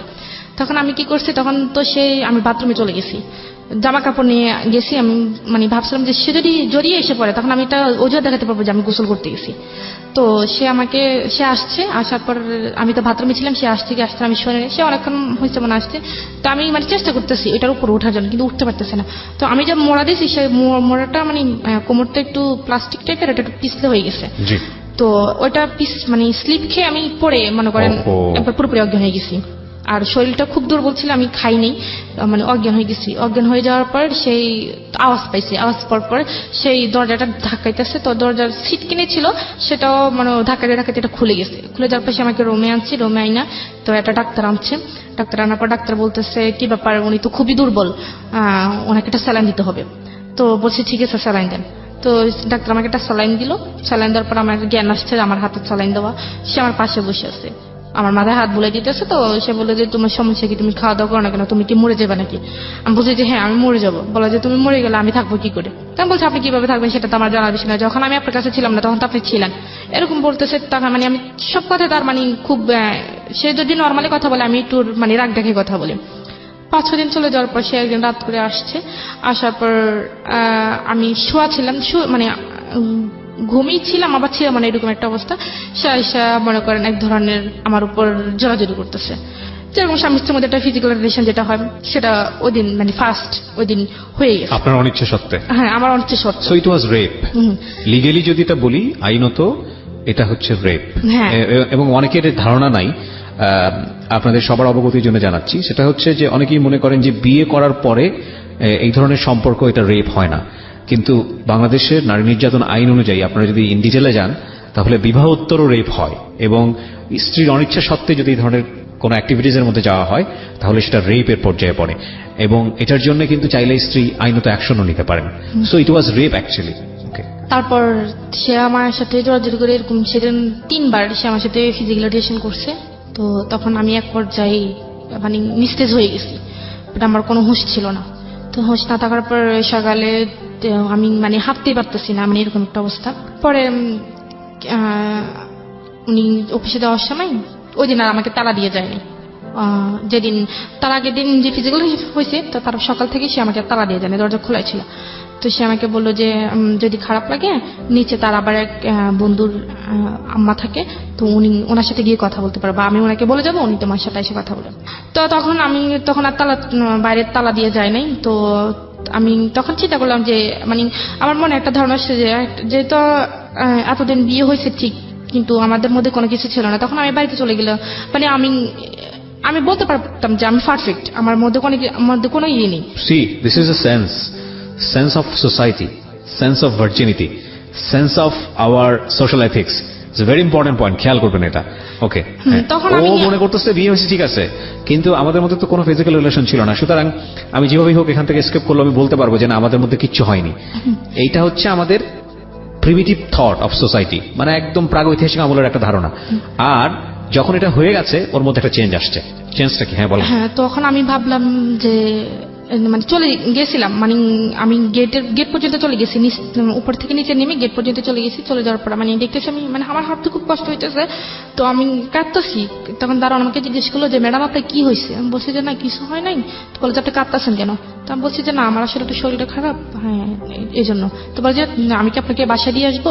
তো আমি বলছি যে না ঠিক আছে। তখন মানে আমার কথা শুনে ওই যে তার বন্ধুর আমার কথা বলে উনি আবার বের হয়ে আসছে। বলে যে কি ব্যাপার ঋতু, তুমি কেন বাইর হয়েছো? তোমার নাকি শরীর খারাপ, তুমি বাইরে হয়েছো কেন? চলো তোমাকে বাসা দিয়ে আসি। তখন উনি আমাকে ধরে ধরে আমাকে রুমে আইনা শুয়াই দিয়ে চলে গেছে। চলে যাওয়ার পর তখন মানে কারো মানে একটা ফোন যে পাবো, মানে কারো কাছ থেকে নিয়ে আমি ফোন করবো, মানে ওরকম একটা জানি। তখন উনি আবার আসছে কিছুক্ষণ পর, বলে যে তুমি কি তোমার কি খিদা লাগছে বা কিছু খাইবে? আমি বলছি যে না আন্টি আমার খিদা লাগা নাই, আপনি আমাকে একটু গরম পানি করে দেন। বলে যে গরম পানি দিয়ে কি করবা? বলে যে আমি একটু বাথরুমে যাবো। পরে উনি আমাকে একটু গরম পানি করে দিচ্ছে, আমি বাথরুমে গিয়ে ফ্রেশ হয়ে আসছি। পরে আমি বলছি কি আপনার কাছে কি ফোন আছে? বলে যে কেন? আমি বলছি আমি একটু আমার আম্মুর সাথে কথা বলবো, আমার আব্বুর সাথে কথা বলবো, আসলে তাদের কথা খুব মনে পড়তেছে, আমার খুব খারাপ লাগতেছে, একটু কথা বলে আমার কাছে ভালো লাগে। বলে যে তো তুমি কিছু মনে করো না, রবিউল তো আমাকে না করছে তোমার কাছে ফোনটা না দিতে। তো তখন ভাবলাম যে বলেও লাভ নেই। তখন ভাবলাম যে যাই হবার হয়ে গেছে, বিয়ে তো একবার হবেই, তো আমার ভাগ্য হয়তো এটা ছিল। আপনি মেনে নিলেন? হ্যাঁ আমি মেনে নিচ্ছি। এটা হয়তো মানতই না যদি গত রাত্রে এই ঘটনাটা না ঘটতো। হ্যাঁ। এবং দেখুন একটা মেয়ের কাছে, আমাদের সমাজে একটা মেয়ের কাছে এই বিষয়টা কতটা ইম্পর্টেন্ট, এবং সেন্স অফ দ্য সোসাইটি যেটাকে বলি, আমাদের ধারণাটা এভাবেই দেওয়া হয়েছে ছোটবেলা থেকে যে একটা মেয়ের সঙ্গে এটা হয়ে যাওয়া মানে হচ্ছে তার সবকিছু গেছে, সবকিছু শেষ। ছেলেটার কথা কিন্তু চিন্তাও করা হয় না। এবং দেখুন ও বিয়ে হওয়ার পরেও ফাঁকফোকর খুঁজছে যে যেভাবেই হোক না কেন বের হয়ে যাবে। যখন এটা হয়ে গেছে তখন সে নিজের মনকে বুঝ দিচ্ছে যে না, বিয়ে তো একটাই হয় মানুষের জীবনে, ওকে ফাইন। তার মানে চিন্তা করে দেখুন, এবং খুব জেনে খুব আশ্চর্য হবেন, কিছুদিন আগেও এরকম একটা নিয়ম ছিল সরকার থেকে, এরকম একটা আইন বাধ্যবাধকতা বোধহয় এরকম একটা অনুমতি দেওয়া হয়েছিল ল করে, যে রেপ করে যদি তাকে বিয়ে করা হয় তাহলে তার শাস্তিটা ওরকম শাস্তি হবে না, এরকম একটা কোনো, আমি নিজেও জানি না, এরকম একটা ছিল, যেটা নিয়ে অনেক আলোচনা সমালোচনা হয়েছে বিভিন্ন মহলে। পরবর্তীতে বোধহয় সংশোধন করা হয়েছে, আমি নিজেও জানি না, যারা ল নিয়ে ভালো পড়াশোনা করবেন তারাই বা জানবেন। সো এটা কিন্তু সরকার ইচ্ছা করে করেনি, এটা আমাদের সামাজিক চালচিত্র, হ্যাঁ, আমাদের সামাজিক চালচিত্র, এবং খুব ভয়ানক রকম ভাবে একটা বিশাল রকম ভাবে একটা রং কনসেপশন, এবং এই রং কনসেপশনটা যুগের পর যুগ ধরে আমরা আমাদের সামাজিকতায় আমরা লালন পালন করে চলেছি। Very very wrong conception. একটা শারীরিক সম্পর্ককে জীবনে এত বড় কজ হিসেবে দেখা হয়, এত বড় ইম্পর্টেন্ট বিষয় হিসেবে দেখা হয়, যেটা পুরো জীবনটাকে মল্ট করে ফেললে, পুরো জীবনটাকে দুমড়ে মুচড়ে ফেললেও কিছুই যায় আসে না, বরং একটা শারীরিক সম্পর্ক হয়ে গেছে, তার মানে ঠিক আছে, ওর কাছে আমি ধরা বাঁধা। So very rubbish thinking, very very rubbish thinking. Because ultimately তো এই একটা জিনিস আটকে রাখতে পারে না মানুষকে। এই মেয়েটার ক্ষেত্রে কি হয়েছে দেখেন, সামনের দিকে আগাই আমরা, বলেন তারপর। তো তারপর আপনি মেনে নিলেন, হ্যাঁ, মানে নিজেকে মেনে নিজে নিলাম। বোঝাচ্ছেন। আমি নিজেকে নিজে বুঝাইতেছি, তখন ভাবলাম যে যা হবার হয়ে গেছে। তো এক পর্যায়ে তো এই কদিন আমি তার সাথে খুবই মানে খারাপভাবে আচরণ করতাম, বা সে আমাকে কোনো কিছু জিজ্ঞেস করলে আমি তার উল্টোটার মানে উত্তর দিতাম। তো আজকে আসার পর আমি রান্না বান্না করছি, রান্না বান্না করা, তারপর গোসল টোসল করে ঘরটার মুছে টুছে আমি বসে রয়েছি, সে আসলে একসাথে খাবো। তো সে আসার পর আমরা একসাথে খাইছি। খাওয়ার পর সে বলতেছে তোমার তো মন খারাপ, চলো আমরা একটু ঘুরতে যাই। তো বলছি কোথায়, বলে যে এখানে একটা নদী আছে, ওইখানে নদীতে বিকেলবেলা সবাই ঘুরতে যায়। তো সাবস্ক্রাইব করে বেল বাটনটাতে, সাবস্ক্রাইবের পাশেই রয়েছে বেল বাটনটা, এটা ক্লিক করে অন করে নেবেন প্লিজ। ওকে, হ্যাঁ ঋতু, তারপর কি হলো? তারপর তো আসলো ঘুরতে খাওয়া দাওয়া গেলাম। করলেন? হ্যাঁ, ঘুরতে গেলেন। হ্যাঁ, হ্যাঁ, ঘুরতে যাওয়ার পর ওইখানে সবাই মানে তার পরিচিত যারা আছে সবাই জিজ্ঞেস করতেছে হ্যাঁ কিরে রবিউল এটা কে, তো ও বলতেছে তো তোর ভাবি টাবি পাইছে। তো তখন ওই যে একটু একটু বাইরে যেতাম, বা সবার সাথে একটু, বা মেয়ে যারা ছিল বা আন্টি যারা ছিল তাদের সাথে একটু কথাবার্তা বলতাম, তাদের সাথে একটু ফ্রি হয়ে গেছি। তখন একদিন আমাকে এক আফু, মানে উনি আমার সিনিয়র অনেক, উনি আমাকে একদিন বলে ঋতু তোমাকে আমি একটা কথা বলবো, তুমি কিছু মনে করবে না তো? বলে যে তুমি আসলে রবিউল তো তোমার হাজবেন্ড, এখন তুমি বললে হয়তো তোমার মন খারাপ হতো। আমি বলছি সমস্যা না, আপনি বলেন। বলে যে দেখো তোমরা একসাথে চলাফেরা করো, আসলে তোমার সাথে আসলে তোমরা দুজনকে একসাথে মানায়, তুমি কোথায় রবিউল কোথায়, মানে ওর নামে বিভিন্ন রকমের কথা বলতেছে। তখন আমার কাছে আসলে খারাপ লাগতো, কেন এই কথা বলবে। তো তখন একটা দিক যখন আমি ওকে মন থেকে মেনে নিয়েছিলাম যে আমার যেহেতু বিয়েটা হয়ে গেছে, তখন যা হবার আসো হবে, তখন আমি পুরোপুরি ভাবে ওকে মানে ভালোই বাসছি, মানে পুরোপুরি ভাবে ওর প্রতি দুর্বল হয়ে গেছি। তো তখন আমি ওকে বললাম যে দেখেন আপনি অফিস থেকে ছুটি নিতে পারবেন? তো বলে যে কেন? আমি বলছি আপনি আগে নেন, তারপর আমি বলতেছি। তাকে আমি 3 মাস বাসে রাখছি। 3 মাস বাসে রাখছি বলতে মানে যাতে কেউ কিছু বলতে না পারে, বা তার স্বাস্থ্যের দিক থেকে, তার মানে ফেসের দিক থেকে, বা তার সব দিক। আচ্ছা আচ্ছা, মানে আপনি তাকে তৈরি করতেছেন আপনার ফ্যামিলির জন্য, যাতে করে আপনি তাকে নিয়ে ফ্যামিলিতে ফেস বাইরে করতে। মানুষ যেতে এরকম বলতেছে, তারা আমার ফ্যামিলি তো কখনো ওকে মেনে নিবে না। তখন আমি তাকে মানে ডাক্তারের সাথে কথা বলে বিভিন্ন রকমের রুচিকর, যাতে রুচি হয় খাবার, ওষুধ বা পুষ্টিকর যে খাবারগুলো আছে একটা মানুষ বা ভালো মতো হওয়ার জন্য, সবগুলোই আনছি। তো 1 মাস যখন হয়ে গেছে, এখন ও তো চাকরি করে না, এখন 1 মাস একটা মানুষ 1 মাস বসে বসে খেলে কতদিন যায়, আর ওর তো কোনো এক্সট্রা কোনো টাকা নাই। তো আমি কি করছি, ওই যে ঢাকায় থাকাকালীন যে রিয়ার কথা বললাম, তো রিয়ার কাছে আমি ফোন দিলাম। পরে রিয়াকে আমি সব কিছু বলছি, বলার পর আমি বলছি যে দেখ তুই এটা কারোর কাছে বলিস না, এখন আমি একটু সমস্যা আছি, আমার কিছু টাকা লাগবে। তো বলে যে কত টাকা? তা আমি বলছি 10-15 হাজার টাকা হলে হবে। একটা বিকাশ নাম্বার দিয়ে আমাকে 15 হাজার টাকা পাঠাইছে। 15 হাজার টাকা পাঠানোর পর আমি তার জন্য বিভিন্ন রকমের আর বিভিন্ন আইটেমের খাবার, মানে যেগুলি কাজে আসে বা পুষ্টিকর যে খাবারগুলো, সেগুলো নিয়েছে। যেমন তো তাকে 3 মাস পর পুরোপুরি ভাবে হয়ে উঠছে, মানে আমি যেরকমটা চাইছি সেরকমটা হয়ে গেছে। তো 3 মাস পর তখন থেকে মনে করে আমাদের সংসারটা খুবই একটা সুখী সংসার। সেও আমাকে প্রচন্ড ভালোবাসে, আমিও তাকে প্রচন্ড ভালোবাসি। এখন এই ভালোবাসা দিয়ে একটা হ্যাপি ফ্যামিলি আমাদের। তো এর মধ্যে আমি তাকে বললাম যে দেখেন আমার তো বিয়ে কিন্তু 1 বছর চলে গেছে এভাবে। তো চলে যাওয়ার পর আমি বললাম, 1 বছর পর বললাম যে আমি তো এসএসসি পরীক্ষার আমার ভালো একটা রেজাল্ট আসছে, তো আমি ইন্টারে ভর্তি হইতে চাই। এই 1 বছরের মধ্যে আপনি কোনো যোগাযোগ করেননি বাড়িতে? না, কোনো যোগাযোগ করিনি। ওর লেখাপড়া কতদূর ছিল? উনি মাস্টার্স কমপ্লিট করছে। ওকে, রবিউল মাস্টার্স কমপ্লিট করা। ওকে, বাচ্চাদের পড়ার জন্য তো অন্তত আমার কিছু জানা দরকার। বলে যে না, সেটা যতটুকু জানা অতটুকুই এনাফ। তা আমি বলছি ঠিক আছে, এখন সে যেভাবে বলতেছে সেভাবেই তো এভাবেই চলতেছে। 1.5 বছর চলে যাওয়ার পর তখন আমি হঠাৎ মনে করেন আমার ফিওর হচ্ছে না প্রায় 2 মাস ধরে। জি। তো আমি একটু টেনশনে আছি। তো তারপর হচ্ছে তখন আমি একটু টেনশনে পড়ে গেছি। তখন আমি ওকে জানাইনি।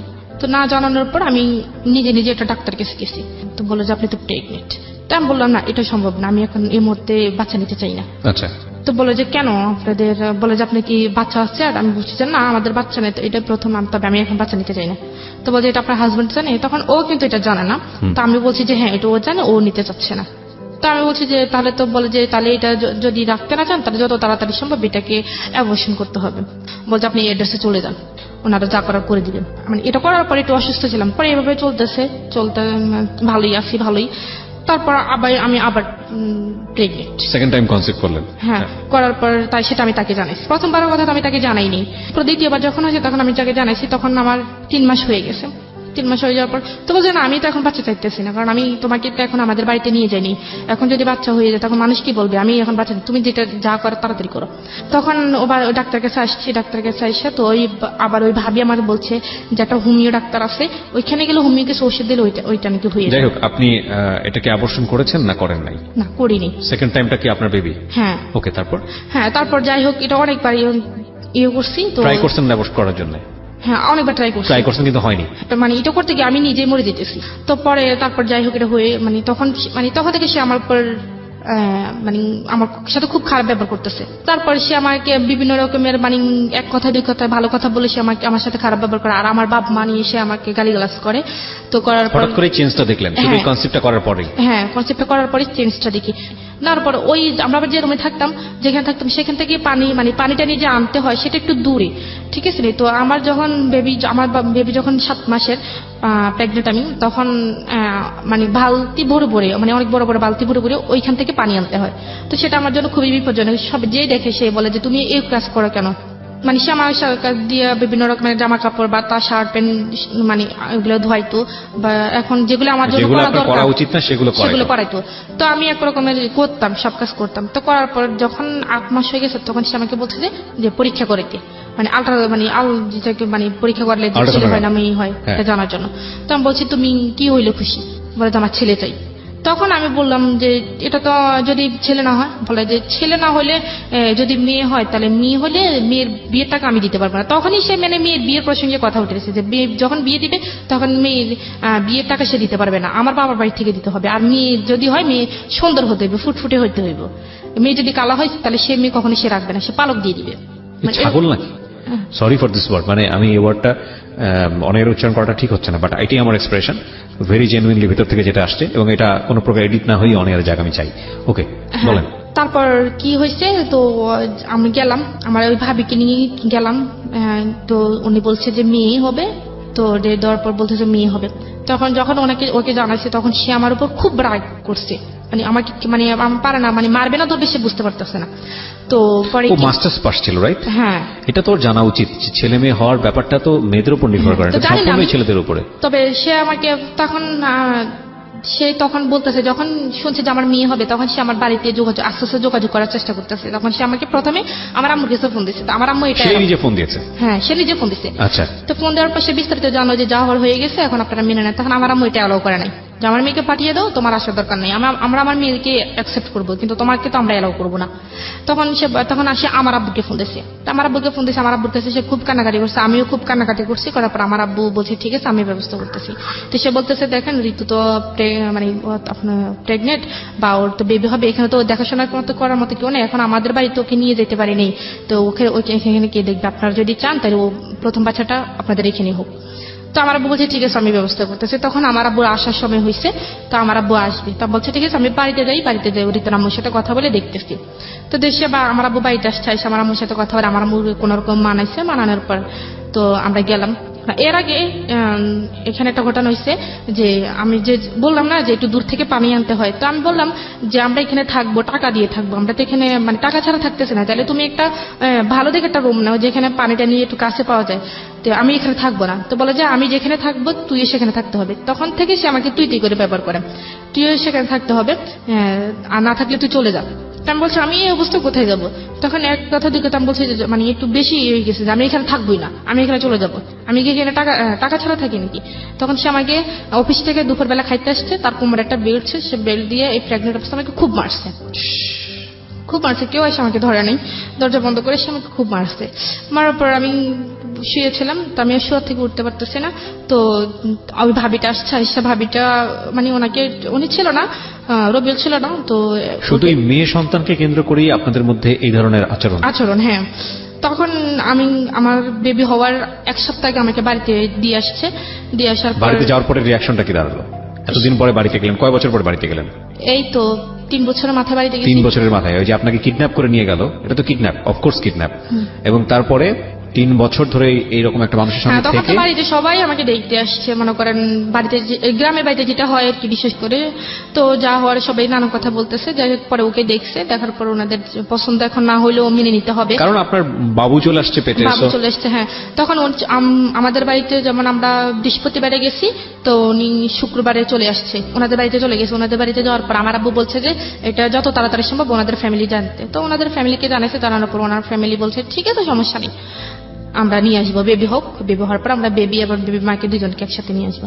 তো আমার আম্মু মানে ও এমন একটা মানুষ যে মনে করেন যদি কাউকে ওর ভালো লাগে তাকে এমন ভাবে সে বশ করবে যে মানে ও চায় যে মানে ও মনে করে যে ওর মানে যেমন আমাকে দ্বারা যদি ওর কোনো উপকার আসে বা ওর কোন কাজে লাগে, যে আমাকে এমন ভাবে বশ করবে যে আমি ওরকে ছাড়া কোনো কিছু বুঝবো না, মানে হ্যাঁ এরকম একটা টাইপের ছিল। তো ও আমার আম্মুর সাথে কথাবার্তা বলতে বলতে ও আমার আম্মুকে মনে করেন খুবই ইমোশনাল করে ফেলছে, যে আমার আম্মু বসতে গেলেও ওকে ঢাকে, মানে শুইতে গেলেও ওকে ডাকে, মানে এরকম একটা অবস্থা। এখন আমি যে ওনার মেয়ে এটা আমার আম্মু ভুলে গেছে। তো পরে কি যাই হবে, তো আমার আম্মাকে বলে গেছে যে বাচ্চা যদিও মানে চেষ্টা করার জন্য যে নর্মালি বাচ্চাটা হওয়ার জন্য, সিজারে যেতে পারছে না।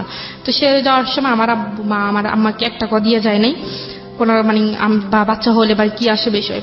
তো যেদিন আমার বাচ্চা হওয়ার আগের দিনই মানে আমার বাপের ব্যথা শুরু হয়েছে, সেদিন আমি কি জানাইছি যে দেখো আমার এরকম অবস্থা, তুমি আমি একটু ফোন টোন দিও।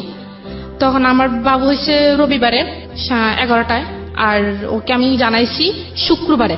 আচ্ছা, শুক্রবার চলে গেছে, রাত গেল, শনিবার দিন গেল, রবিবারের দিন হয়েছে, শুক্রবারে জানিয়েছেন কেন? রবিবারে কেন জানাননি? মানে শুক্রবারে পরে তো রবিবার হয়েছে, মানে তার আগে শুক্রবারে জানাইছি। বাচ্চাটা কবে হয়েছে? রবিবারে। হ্যাঁ। ও জেনেছে কবে?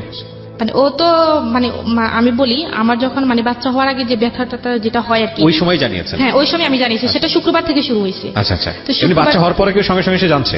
হ্যাঁ না, সঙ্গে সঙ্গেই জানছে, যেটা আমাদের বাড়ি থেকে সে জানাইছে। কিন্তু সে তার মানে বাচ্চা হওয়ার আগ পর্যন্ত সে আমাকে একটাবার ফোন দিল না যে আমি বেঁচে আছি নাকি মরে গেছি। আচ্ছা। তো আমার ব্যথা দেখে আমার আব্বু খুবই কান্নাকাটি করতেছে, তো আমার আব্বু বলতেছে আমার মেয়েকে আমি এভাবে রাখবো না, আমি হাসপাতালে নিয়ে চলে যাবো। তখন সে আমাকে হাসপাতালে নিয়ে সিজার করেছিল। তো সিজার আমার বেবিটা হয়, তো বেবিটা হওয়ার পর আমার বেবি মাশাআল্লাহ খুবই সুন্দর হয়েছিল। তো হওয়ার পর আমার আব্বা জানাইছিল ওনারে যে তোমার মেয়ে হয়েছে। ও আমার আব্বাকে বলে যে মেয়ে কালো হয়েছে না সুন্দর হয়েছে। প্রথম কোশ্চেন ছিল এটা? হ্যাঁ, মানে মেয়ের মা সুস্থ আছে বা মেয়ে সুস্থ আছে সেটা জানতে চাইনি, সে প্রথমে জানাইছে মেয়ে কালো হয়েছে না সুন্দর হয়েছে। তখন আমার আব্বু এখানে একটা মানে রেগে গেছে যে এটা কেমন কথা, যে মেয়ে কালো হয়েছে না সুন্দর হয়েছে। তখন আমার আব্বু ওর সাথে মানে রাগ করে 2-3 কথা বলে না। তখন আমার সাথে যোগাযোগ হয়েছে, সে আমার সাথে কথা বলে না, আমি তো হাসপাতালে ছিলাম। তো তখন কোরবানি ঈদের 5 দিন আগে আমার মেয়ে হয়েছে।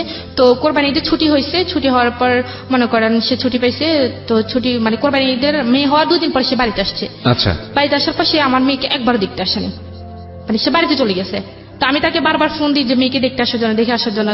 সে বলে যে না আমি একবার ঈদের পরে গিয়ে মেয়েকে দেখে আসবো। তো আমি বলছি মানুষ মেয়ের মানে বাচ্চা হইলে বা বাবু হইলে মানুষ সঙ্গে সঙ্গে তার মেয়েকে আগে দেখতে আসে, বা ছেলে হোক মেয়ে যেটাই হোক আগে দেখতে আসে, কিন্তু তুমি তো আসলা না। বলে যে আমার যদি আমি কেন যাইনি তুই জানোস? আমি কি কেন? বলে যে আমার যদি ছেলে হইতো না আমি গরু জবাই করে সবাইকে নিয়ে ফুর্তি করতাম, কিন্তু মেয়ে হয় না দেখে আমি মেয়েকে দেখতে জানি। সে আমাকে ডিরেক্টলি ভাবে বলছে। তো বলার পর আমি তখন খুব কানাকাটি করছি, তো আমি কেমন কথা এটা আবার। তো বলছি ঠিক আছে তোমার আসতে হইবে না, তো আমাদের ঈদের পরে এখন তাদের বাড়িতে আমাকে নিয়ে যাবে, এখন একটা আনুষ্ঠানিকতার দরকার। তো আমার আব্বু মনে করেন যারা ধর্ম মানেন, যারা রিলিজিয়ন মানেন, তারা নিশ্চয়ই এটা জানেন যে দেয়ার ইজ এ হাদিস অন দিস, যে সৃষ্টিকর্তার তিনটা জিনিস খুব প্রিয় এবং তিনটা জিনিস আমাদের জন্য আশীর্বাদ স্বরূপ, এবং তিনটাই আমরা কেন জানি খুব অপছন্দ করি। এক নম্বর হচ্ছে তিনি যাকে খুব পছন্দ করেন তিনি তাকে কন্যা সন্তান দান করেন, আলহামদুলিল্লাহ। সেকেন্ড সেটা হচ্ছে তিনি খুশি হলে বৃষ্টি দেন, বৃষ্টিও আমরা অপছন্দ করি। এবং তিনি যদি কারোর উপর খুশি হন তো সেই বাড়িতে তিনি মেহমান পাঠান। এটা একটা হাদিস। এবং দুর্ভাগ্যজনক ভাবে হলেও সত্য, আমরা মেয়ে সন্তান হলে অখুশি হই। সবাই হন না অফকোর্স, কেউ কেউ শুধু মেয়ে সন্তানই চান, এরকম বাবাও আছেন দুনিয়াতে, এরকম পরিবারও আছেন, কিন্তু বেশিরভাগের সিনারিওটাই বোধহয় এরকম কষ্টকর। শুধু এটা তো কিছুই না, এরকম হয় যে সন্তান হয়েছে মেয়ে, তাকে ছুঁড়ে ফেলা হয়েছে। এই যুগেও আমরা বসবাস করি। ইনফ্যাক্ট আমরা গল্পটা একটু সামনের দিকে আগায় নিতে চাই। হ্যাঁ বলেন। তারপর মানে এখন আমি তাদের বাড়িতে প্রথম যাব। এখন আমার বাবা চাইতেছে যে আমার যেহেতু প্রথম মেয়ে, আমাদের বাড়ির প্রথম মেয়ে, তার যেহেতু বিয়েটা ওইভাবে হয় নাই, আমরা একটু ছোটখাটো একটা আনুষ্ঠানিক করি। তখন তো ওর ফ্যামিলি থেকে বলছে ঠিক আছে, হ্যাঁ সমস্যা নেই। তো ওর যে মানে প্রথম যে আমাদের বাড়িতে আসছে মেয়ে দেখার জন্য, আমার মেয়েকে দেখার জন্য, তো সেখানে আমার মানে দাদিরা ছিল বা নানুরা ছিল। তো বলছে যে মানে মেয়েকে যখন কোলে নিছিল তখন বলছে যে মানে দাদিরা বলতেছে যে মেয়েকে কোলে নেওয়ার আগে মেয়ের হাতে কিছু দিতে হয়। তখন সে বলতেছে আমার কাছে তো কিছু নাই। সে সবার সামনে বলতেছে। আমি বলছি তোমার কাছে 10 টাকাও নাই? বলে যে না আমার কাছে 10 টাকাও নেই। তখন আমি তাকে ইশারায় তার পকেটের মধ্যে 1000 টাকার একটা নোট দিয়ে দিছি। তো বলছে ঠিক আছে, এটা তুমি মেয়ের হাতে দাও। তো সে মেয়ের হাতে দিছি। দেওয়ার পর তো খাওয়া দাওয়া করে সেই টাকাটা নিয়ে বাবা হয়ে কিছু দিতে হয়। হ্যাঁ, এটা আমাদের মানে দাদিরা বলে। আপনাদের কাস্টম সেটা, না আপনাদের নিয়ম এটা? হ্যাঁ, যে বাবা মানে প্রথম বছর মুখ দেখার জন্য একটু কিছু দিয়ে দেখতে হয়। আচ্ছা আচ্ছা। তো তখন সে বলছে যে আমার কাছে তো টাকা নেই। তো আমি বলছি তোমার কাছে 10 টাকা নেই? বলে যে না আমার কাছে তো টাকা নেই, আমি খরচ করে ফেলছি।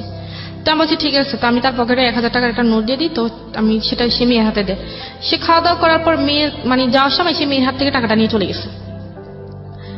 আমি তো সেটা জানি না। তখন আমি যখন তার সন্ধ্যের সময় মানে দেখতেছি যে ওর হাতে টাকা নেই, তখন আমি আমার মাকে জিজ্ঞেস করছি যে আম্মা ওর হাতে টাকাটা কোথায়? বলছে আমি কি জানি, এটা তো ওর আব্বুর কাছে ছিল, মেয়ে কে নিছে। তখন আমি ওরা ফোন করছি, কি ব্যাপার মেয়ের হাতে টাকা কই? বলে যে আমি নিয়ে আসছি, আমার হাত খরচের টাকা নেই। তো পরে যাই হোক, আমি হাসবো না কাঁদবো আমি ঠিক বুঝতে পারছি না। such a stupid you are. আমি জানি না এগুলো কতটুকু সত্যি, but if you really like this kind of husband, you don't have any potentiality to be a husband, believe me. বাপ হওয়ার তো যোগ্যতাই নাই, এ ব্যাপারে কোনো সন্দেহই নাই। হ্যাঁ বলেন। পরে তো ওদের বাড়িতে যাওয়ার জন্য আনুষ্ঠানিকতা দরকার। এখন আমার আব্বু বলতেছে যে এখন মানে আমাকে কিছু দিবি, এখন ওনাদের কোনো কিছু চাহিদা আছে কিনা। তো যখন সে আমাকে বিয়ে করার কথা বলছে তখন আমি তাকে বলছি যে আমাকে বিয়ে করতে হলে শ্বশুর বাড়িও পাইবা না, কিন্তু শ্বশুর বাড়ির কোনো কিছু আশা করতে পারবা না। তখন সে আমাকে বলছে একটা কথা যে আমি তোমাকে চাইছি, তোমাকে পাইছি, আমার আর কিছু লাগবে না। ইনফ্যাক্ট যে সিচুয়েশনে ছিল সেই সিচুয়েশনে সে এটাই বলল। হ্যাঁ, এছাড়া কোনো ইয়েও নাই। হ্যাঁ, তখন সে এখন যেহেতু আমার আব্বা যেহেতু এখন একটা আনুষ্ঠানিকতা ইয়ে করতেছে, তখন সে অনেক কিছু চেয়ে বসছে। রাইট। এবং আমি জানতাম যে ঘটনাটা কোন দিকে যাবে। আমরা সেজন্যই বলি প্রিয় শ্রোতা যে জীবন নাটকের চেয়েও নাটকীয়। আমি চিন্তাও করতে পারি না যে ছেলেটার সঙ্গে ও শুধু ভোকালটা ভাল লাগে, কথাটা ভাল লাগে, সে কারণে সে ছেলেটার সঙ্গে কথা বলবে এবং ছেলেটা তাকে ব্ল্যাকমেইল করে এত বড় একটা ঘটনা তার জীবনে ঘটিয়ে দেবে। এবং ঘটনা শুধু ঘটায়নি, এই ছেলে এখন তার বাড়ির মধ্যে ঢুকেছে এবং ঢোকানোর পরে সে তার আসল রূপ বের করছে। This is actually life, cause we can't predict যে আজকের পরে কালকের দিনটা আমার জন্য কি, বা 1 ঘন্টা পরে আসলে কি, 1 ঘন্টা পরে আমি আমির থেকে ফকির হয়ে যেতে পারি, বা ফকির থেকে আমির হয়ে যেতে পারি। This is actually life. কিন্তু এইটাই আসলে জীবনের ধারাপাত। কখনোই অনুমান করা যায় না যে একটা বাঘ থেকে আরেকটা বাঘ কিরকম। এবং সেজন্যই আমরা সবসময় বলি যে জীবন নাটকের চেয়ে অনেক অনেক বেশি নাটকীয়। আমরা আরো তারপর সেই এখন বলতেছে যে আমার যৌতুক যেটাকে বলে, হ্যাঁ যৌতুক যেটাকে বলে, তো তারা একটা ঘর দিছে, অনেক বড় একটা ঘর দিছে, সেটার 4টা রুম। তো তাদের রুমে করে গেছে না, এখন মানে বলতেছে তাদেরকে 1 ঘরের ফার্নিচার দিতে হবে, 1 ঘরের ফার্নিচার দিতে হবে। তো আমার আব্বু সেটার মানে রাজি ছিল, যে তো ওরা প্রথম মেয়ে, তো যা চাইবে তাই দিবে। এখন ফ্রিজ থেকে শুরু করে সোফা থেকে শুরু করে এভরিথিং যত কিছু আছে সম্পূর্ণ কিছু দিছে। তো এরপরে ওর আব্বা মা বলছে যে মেয়ে যখন শ্বশুর বাড়ি থেকে বাপের বাড়িতে আসবে বা বাপের বাড়ি থেকে শ্বশুর বাড়ি আসবে তখন বলবে যে মেয়ের সাথে কিছু নেই, বা সোনা দানার ব্যাপারে যেটা বলছে। তো আমার বাবা কি করছে, আমাকে প্রায় 5.5 ভরি স্বর্ণ দিছে, 1 ভরি ফার্নিচার দিচ্ছে, আবার 7.5 ভরি স্বর্ণ দিচ্ছে। এবার ওদের পক্ষ থেকে মনে করে। আচ্ছা, এই পুরুষগুলোর কি লজ্জা করে না? আমাকে একটা কথা বলেন তো, আপনারা তো আল্লাহ হাত দিছে, দুইটা পা দিছে, যেই ভদ্রমহিলাকে আপনি এত এত জোর জবরদস্তি করে ব্ল্যাকমেইল করে চোখে মলম মেখে নিয়ে গেলেন, 2-3 বছর কোথাও আসতে দিলেন না। বাবু আসতেছে আপনার, এবং যেখানে ছেলে হবে না মেয়ে হবে আল্লাহ আপনার উপরে সেটা নির্ধারণ করার বিষয় দিয়ে দিয়েছেন, এবং সেটা সম্পূর্ণই ছেলেদের শরীরগত বিষয়, ক্রোমোজোমের যে বিষয়টা থাকে সবাই জানে আজকাল XY XX। তো সেইটাও আপনি ব্লেসড, এরপরও আল্লাহ আপনাকে এত ভালোবেসে একটা সন্তান দিছে, এবং সেই সন্তানও দেখতে যথেষ্ট পরীর মতো সুন্দর, এবং তারপরও আপনি তার কাছ থেকে কি আদায় করতেছেন? যৌতুক আদায় করতেছেন। এটা আসলে আমি বলবো কি জানেন, আপনার বাপের ভুল। মানে টু বি অনেস্ট, আমি যদি ফ্র্যাঙ্কলি বলি, আমি যদি ওই জায়গায় চিন্তা করি তাহলে আমি যেটা করতাম যে ধৈরার ঠ্যাং ভাঙ্গা গুড়া করে দিতাম। মানে এগুলো হচ্ছে আমার একদম ওয়াইল্ড ফিলিং যেটাকে বলে। মানে যে অবস্থা আছে সবাই বলে, মানে শুনে বলে যে আমি জানি এখানকার অবস্থা জানি, আমি একটু ক্রোনোলজিক্যাল স্টেপ বাই স্টেপ তারপর মনে করেন তো দিল, যা কিছু আছে সব দিল। তারপর সে আর মানে প্রাইভেট চাকরি করবে না, তার ভালো লাগে না, সে একটা সরকারি চাকরি করবে। এটাও আপনার বাপকে জোগাড় করে দিতে হবে। হ্যাঁ, তো আমার আব্বু এখন সরকারি চাকরি করতে গেলে একটা মোটা অ্যামাউন্ট দরকার। তা আমার বাবার একটা ভালো বন্ধু ছিল, উনি একটা সোনালী ব্যাংকের একটা পোস্টের কর্মকর্তা ছিল। তো ওনাকে বলছে, বলার পর ওইখানে 3 লক্ষ টাকা ঘুষ দিতে হইব। তো 3 লক্ষ টাকা ঘুষ দিতে হবে। আমার আব্বা তার ওনাকে ডিরেক্টলি বলতে পারে না, এখন আমার কাছে বলছে।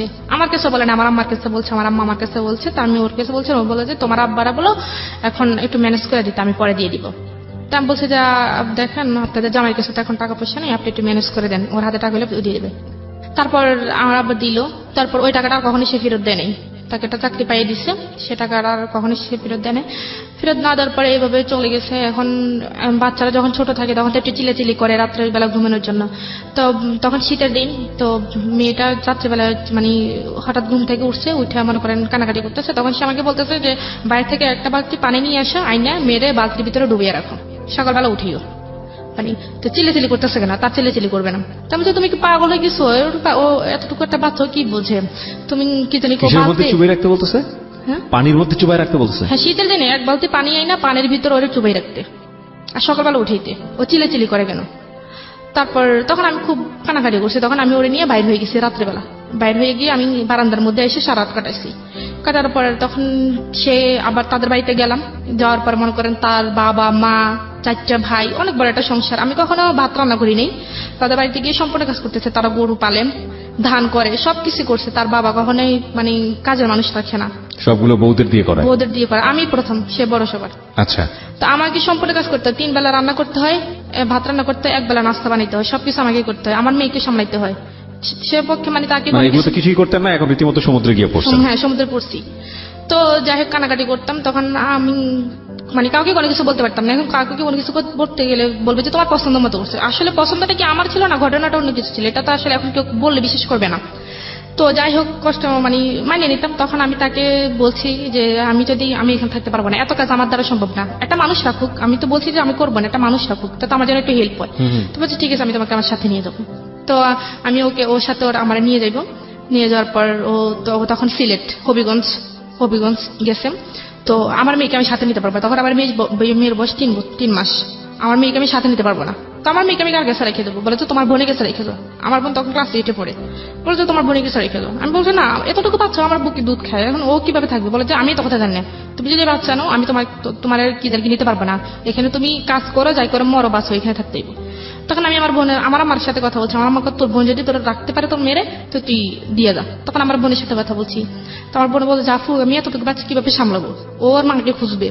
তো আমি বোন তুই একটু কষ্ট করে রাখ, 2-1 দিন হইলে ও ঠিক হয়ে যাবো। ওকে কোলে নিত না, আদর করতো না, কিছু করতো না, কোলে নিত না। মানে ওকে সহ্য করতে পারতো না। বললাম ও চিলে করলে এরকম কথা বলে, তার ওকে কোলেও নিত না। মানুষ। তারপর আমি তাকে রেখে গেছি, আমার বোনের কাছে রেখে গেছি। দুধ মানে যা লাগে কিনে টেনে দিয়ে গেছি। দেওয়ার পর আমি চলে গেছি। তখন মনে করেন এখন ও আমার বুকে দুধ খায়। এখন আমার অবস্থা তো খুবই খারাপ। এখন আমি সারা দিন রাত 24 ঘন্টা কাঁদতেছি আমার মেয়ের জন্য। যদি কানাকাটি করি বলে মানে খুব মারে। আমি একটু আপনার মেয়ের ব্যাপারটা একটু জানতে চাই। আপনার মেয়ে কি আপনার কাছ থেকে যথেষ্ট পরিমাণ ফিড পেত? মানে পেত না? না, আমার মেয়ে আমার কাছে ছিলই না। তাহলে ও খাবারটা পেত কোত্থেকে? ওকে আলগা খাওয়াইতো। আলগা খাবারটা কোত্থেকে পেত? গরুর দুধ, সুজি। তো গরুর দুধ সুজি তো ওই বয়সের জন্য উপযুক্ত না, এটা এখন তো এখন ভালো কি খাবার। করবো? এখন তো ওর বাবা সেটা কিনে দিত না? না, আমার মানে আমাদের কাছে থাকাকালীন, সম্পর্ক থাকাকালীন আমার মনে হয়নি কখনো আমার মেয়েকে একটা মানে জামা কিনে দিচ্ছে। সম্পূর্ণ কিছু আমার বাবা দিচ্ছে, সম্পূর্ণ আমার কষ্ট হচ্ছে, আমার কষ্ট। আপনি ওর বাড়িতে থাকতেন, তারপর আপনার বাবা দিত? আমার বাবা পাঠাইতো। আচ্ছা।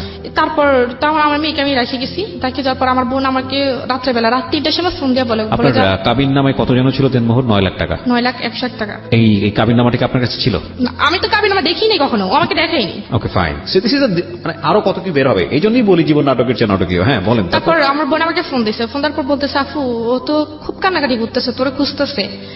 মানে ও তখন মানে কয় আমার মেয়ের কান্নাকাটি মানে শুনে আমার মা সহ্য করতে না পারে, আমার মা আমার নানুদের বাড়িতে চলে গেছে। যে একটা বাচ্চা মানুষ কান্না এমনিতে মানুষের খারাপ লাগে, আর ও তো একটা বাচ্চা, ওর মা নাই কাছে। তখন রাত 3টার সময় আমার বোনে কি করতো, আমার বোন দীর্ঘ 1.5 মাস কোনো ঘুম নাই। সারা দিনের বেলা যখন যেভাবে মানে পারতো কাটাইতো, রাত্রেবেলা তো ওর মানে এখন রাত্রেবেলা বাচ্চারা তো এমনিতে মাকে খোঁজে। রাত্রেবেলা কি করতো, উঠানের মধ্যে সারা উঠান হাঁটতে হাঁটতে তো ও কাঁদতে কাঁদতে কাঁদতে কাঁদতে মনে করেন ঘুমাই যেত। ঘুমানোর পর মনে করেন অনেক সময় কি করে নিঃশ্বাস বন্ধ যেত, এরকম একটা অবস্থা। তারপর আমি ওকে এইভাবে বলার পর ও আমাকে মানে কখনোই ওকে কাছে যাইতে দেয়নি, বলে যে ও ঠিক হয়ে যাবে, বাচ্চা মানুষ এরকম 1-2 মাস থাকলে পরে ঠিক হয়ে যাবে। কারণ আমার বোন মানে আমার মেয়ের মানে প্রতিদান, মানে আমার মেয়ের ঋণ আমি কখনোই শোধ করতে পারবো না। আমার বোনের ঋণ, আমার বোন আমার মানে মেয়ের জন্য যতটুকু করছে। আপনার ছোট বোন? হ্যাঁ, আমার ছোট বোন। আপনার ছোট বোন কি আপনার শ্বশুর বাড়ি গিয়ে থাকতো? না, মানে আমাদের বাড়িতে রেখে গেছি। আচ্ছা। আমার বাবা মা তো আজ পর্যন্ত আমার শ্বশুর বাড়ি কি জিনিস দেখেনি। আচ্ছা ঠিক আছে। তো আপনার ছোট বোনই ওকে পালতো নিজের মায়ের মতো আদর দিয়ে? হ্যাঁ, আদর কেন দিয়ে। রেখে গেলেন আপনার বাড়িতে এত লোকজন, আপনার শ্বশুর বাড়িতে? হ্যাঁ, ওইখানে গেলাম, এখনো কাজকর্ম, এখন আমি তো এত কাজ করতে পারতেছি না। তো আর শাশুড়ি বা অন্য কেউ দেখে নাই মেয়েটাকে?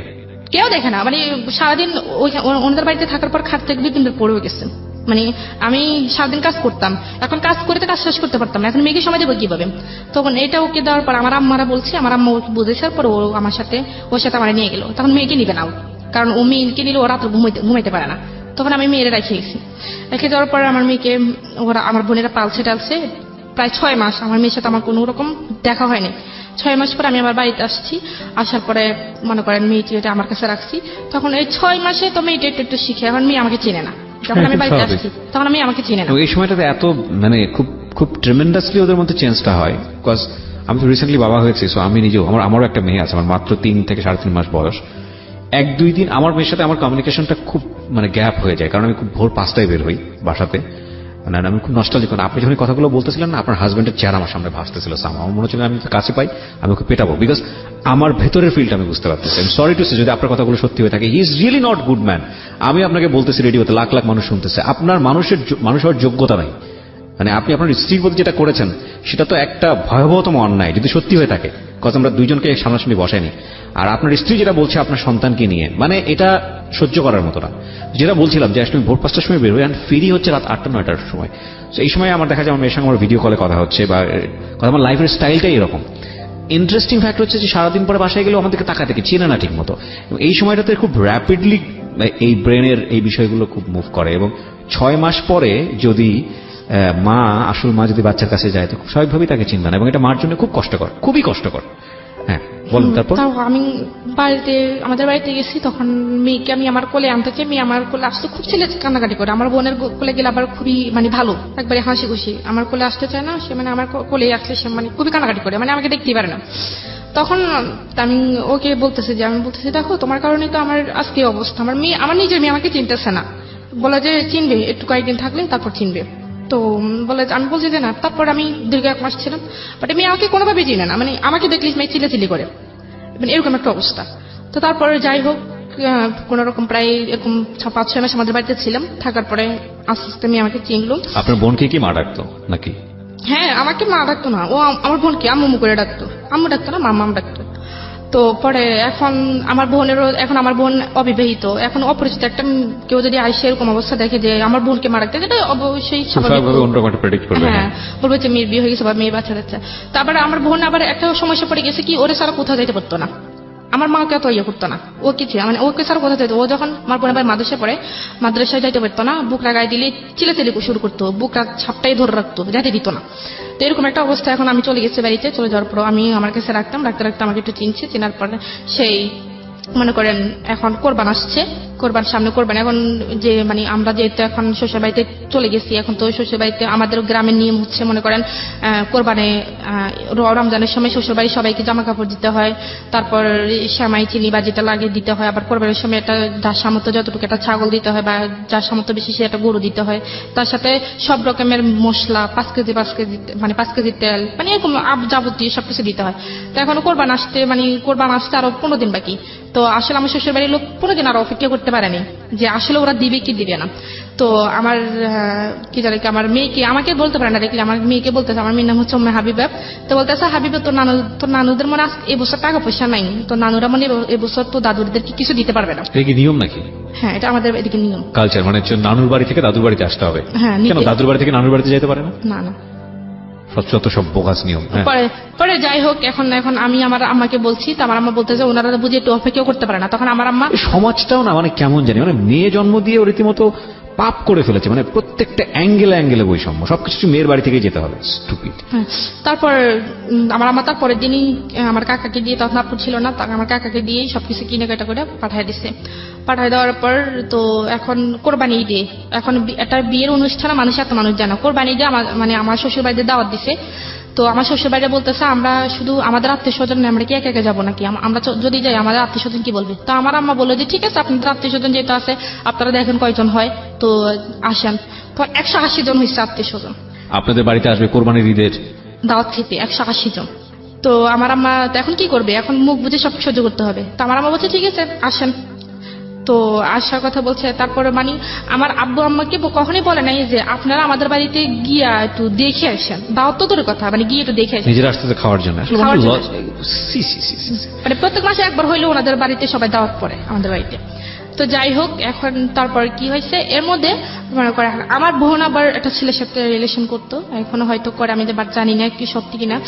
তো এটা ছেলের সাথে রিলেশন করতে, সেটা আবার এটা বলতে ভুলে গেছি। আমার বোনকে যখন আমার হাজবেন্ড দেখছে বা রবিলে দেখছে, তখন সে আমাকে বলতেছে করে তো তোমাকে একটা কথা বলবো। তা বলে কি কথা?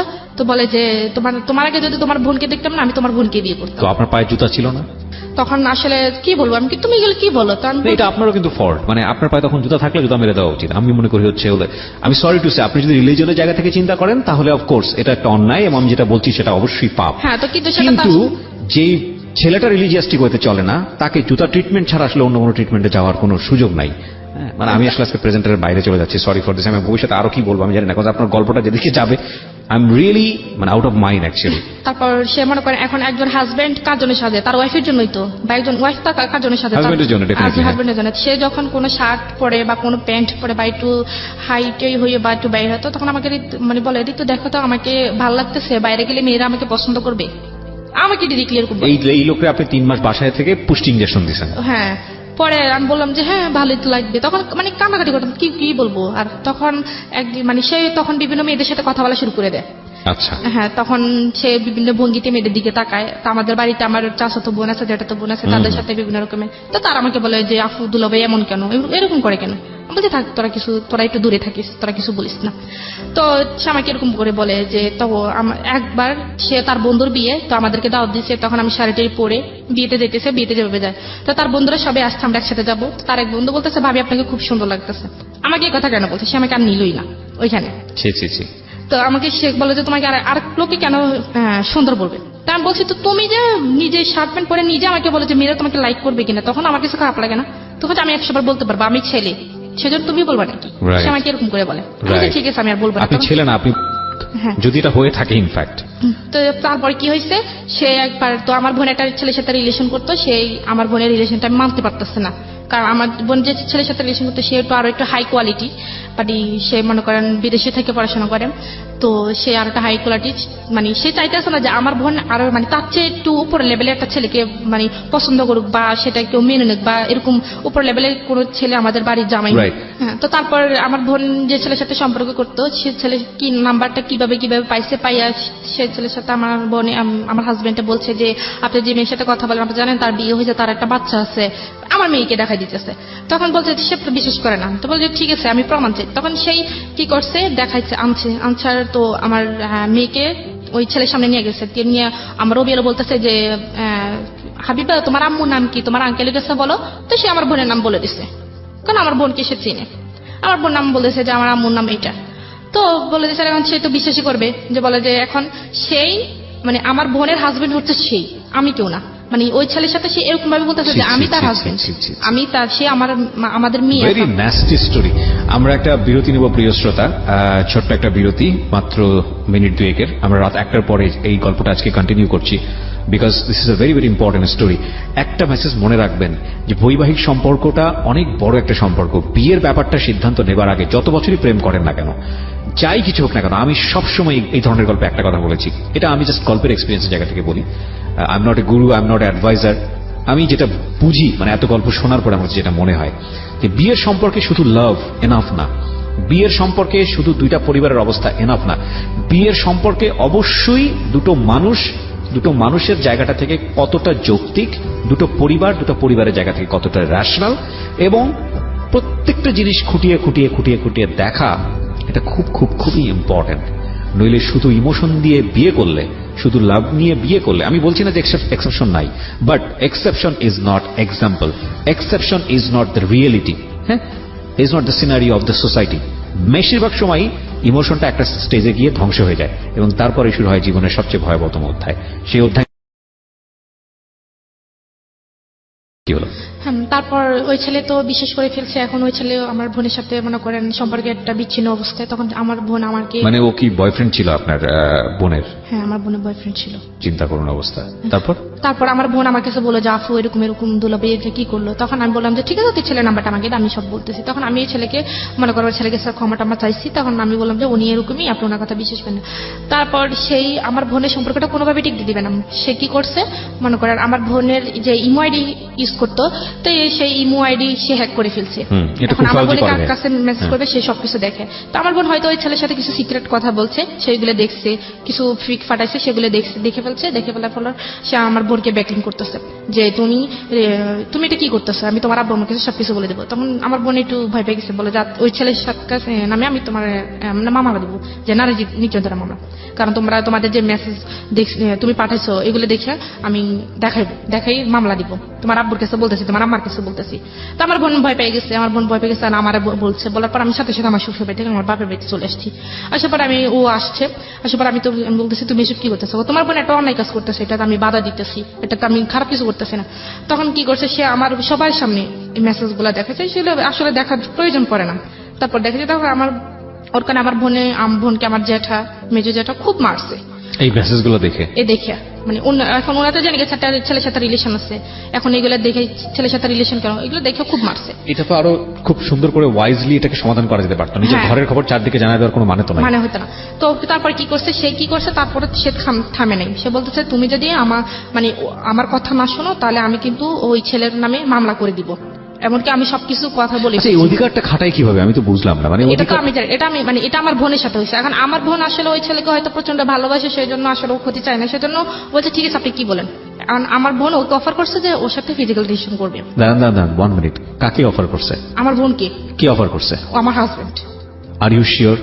অবশ্যই। আমি একটা ভিডিও ছিল, সেটা আমি নিজেও দেখছি। কিসের ভিডিও?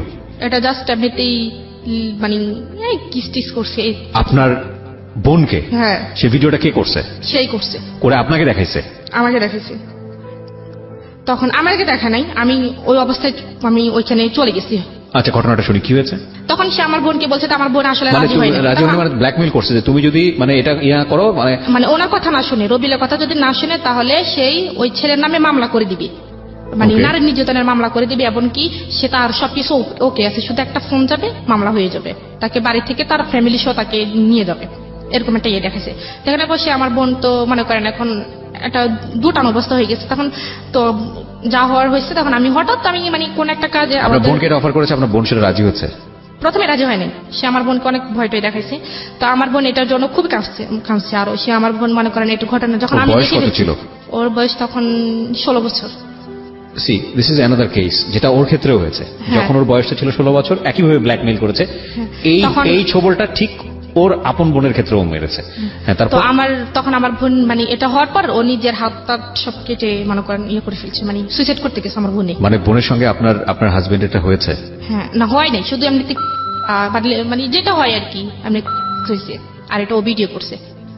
তো তখন আমি ওই অবস্থায় ওইখানে চলে ওদেরকে ওই অবস্থা দেখে গেছি, দেখে বলার পর ও আর তখন আমার বোনকে তো ছেড়ে দিছে, ছেড়ে দেওয়ার পর আমার বোন আমাকে জড়াই ধরে কাঁদতেছে, খুব কান্নাকাটি করে এসব কথা বলতেছে। তখন আমি যখন বলছি যে তুমি এসব কিছু করতেছো, আমি এক্ষুনি সবাইকে জানিয়ে দিব, তখন ও আমাকে বলে যে তুই যদি বলস তো আমি বলবো যে তুই তোর বোনকে আমার কাছে দিয়ে গেছিস, ও আমাকে বলতেছে। তখন আমি তো এবার কি বলবো, এখানে আমার তো আর কিছু বলার নেই। আমি বলছি তুমি আমাকে এবার ব্ল্যাকমেল করতে পারো না।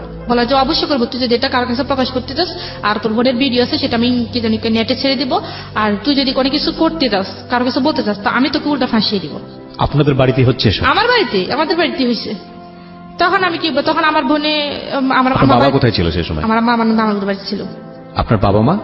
আমার আব্বা বাড়িতেও ছিল, দেশের বাড়ি ছিল, আর আম্মা নানুদের বাড়িতে ছিল। তখন আমি আপনার বড় ভাইরা কোথায় ছিল? বড় ভাই বাইরে থাকে। দেশের বাইরে থাকে, মানে আপনাদের বাড়িতে আপনার দুই বোন ছাড়া কেউ নাই? না, আমার ছোট একটা ভাই আছে, ও হাবিজিতে পড়ে। তার মানে আপনাদের বাড়িতে শুধুমাত্র আপনারা দুইজন? হ্যাঁ, আর আর আপনার দাদু মেয়েটা? আছে, দাদু ধরেন আমাদের তো নতুন বাড়ি পুরান বাড়ি যেটা বলে, দাদুরা পুরাতন বাড়িতে থাকে আর আমরা নতুন বাড়িতে। তো দাদু কাজ টাজ করে চলে যায়, তো সবসময় থাকে না। ওকে, তারপর? তো তারপর এখন এসে আমাকে এরকম ব্ল্যাকমেল করছে, আমি আর কিছু বলতে পারি। তখন আমি আমার বোনের কাছে আমার বোনের পা ধরছি, আমি বলছি তুই ওর হয়ে আমার মানে আমার কি জানি ওর হয়ে আমি তোর কাছে মাপ চাইতেছি, তুই ওরা মাফ করে দিস। ফলে যে পরে ও কি করছে মনে করেন, ওই দিন আপনার হাত পা কেটে লিছে, আপনার হাত পাট কেটে লিছে, কাইটে মনে করেন ও সুসাইড করবে এরকম বলে যে আমার জন্য এত সমস্যা। ওই ছেলে আবার জানে না। তারপর ও কি করছে, ও যেহেতু ওই মানে রবিউল দেখতেছে যে ওই ছেলের সাথে কথা বলা বন্ধ করে নাই, ওই ছেলে মানে রবিউল কি করছে, ওই ছেলের বাড়িতে গেছে, আমার আরেকটা দুঃসম্পর্কিত চাচাতো বোন নিয়ে গেছে, নিয়ে ওর আব্বা আম্মার কাছে আমার বোনের নামে বিচার দিয়ে আসছে যে আপনার ছেলে তো অমুক মেয়ের সাথে কথা বলে, ওনার একটা বাচ্চা আছে, ওনার স্বামী আছে, আপনার কেমন ছেলে একটা ম্যারিড মেয়ের সাথে কথা বলে। এখন ওই ছেলের বাপ মা তো মানে যেটা বুঝতে পারছি আপনার বোনকে সে অনৈতিকভাবে পাওয়ার জন্য মোটামুটি ক্রেজি হয়ে গেছে। হ্যাঁ, তারপর কি হয়েছে, এখন মনে করেন সব মিলিয়ে তো খুবই সমস্যা হয়েছে। তখন আমি আমার ফ্যামিলিকে একটু ইঙ্গিত করছি, পুরোপুরি করিনি।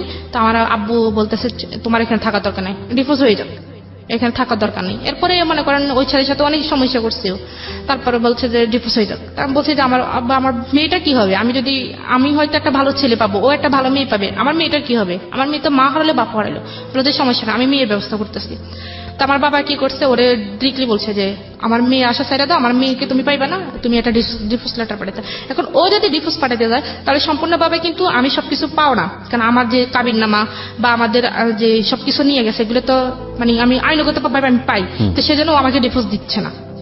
না না না, এটা তো আপনি, আচ্ছা এটা একটা ভুল ধারণা। আমি আজকের অনুষ্ঠানের মধ্যে বলে দিই, দেনমোহরের বিষয়টি যে কেউ যে কোনো পক্ষ থেকে ডিভোর্স দিলে পাবে। যদি মেয়েটাও ডিভোর্স দেয় তাহলেও পাবে, ছেলেটা ডিভোর্স দিলে তাও পাবে। কিন্তু আমরা একটা ভুল প্রেডিকশনের মধ্যে থাকি যে আমরা মনে করি যে মেয়েটা ডিভোর্স দিলে ছেলেটা এটা দিতে হয় না। এটা একটা সম্পূর্ণই ভুল ধারণা। এটা মেয়ের ন্যায্য অধিকার, এবং এটা যেই ডিভোর্স দেখ না কেন এটা মেয়ে পাবে। হ্যাঁ, এটা আজকের অনুষ্ঠানের পরে যদি কারো এই ধরনের একটা ভুল ধারণা থেকে থাকে তাহলে এই ধারণা থেকে বের হয়ে আসুন। আইনত এটা হচ্ছে, যদি ডিভোর্সটা মেয়ের পক্ষ থেকে হয় মেয়ের দেনমোহর অবশ্যই পরিশোধ হতে হবে, সেটা ডিভোর্স মেয়ে দিলেও পাবে, এবং ছেলে দিলে তো কথাই নেই। হ্যাঁ বলেন। তারপর মনে করেন এরকম কিছু হয়েছে, এখন তারা আমাকে ডিভোর্স দিবে না, মানে এরকম আমাকে মনে করেন নানান ভাবে টর্চার করতেছে, আমার গায়ে হাত তুলতেছে, খুব হাত তুলতেছে। একবার ওদের বাড়িতে মানে তারপরে আমি যখন ওদের বাড়িতে গেছি তখন ও মানে পকেটে 200 টাকা রাখছে, এটা আমি জানি না। এখন ওর ভাইরা আছে, ওর একটা ভাই আছে, ও আবার একটু হাত লাড়ে, মানে ছোট্ট টাইপের আর কি, মনে করেন 100-200 টাকা পাইলে গুলো নিয়ে যায়। তো আমাদের রুমে, আমরা যে রুমে থাকি রুমে পকেটের ভিতরে 200 টাকা রাখছে। রাখার পর এখন ধানের দিন আসছে, আমরা ধানটা নিয়ে সবাই বাইরে কাজে ব্যস্ত। ও দুপুরবেলা আমার হঠাৎ খাইতে গেছে, আমাকে বলতেছে আরে চোরের ঘরে চোর, তুই আমার টাকা দে, মানে ডিরেক্টলি সবার সামনে।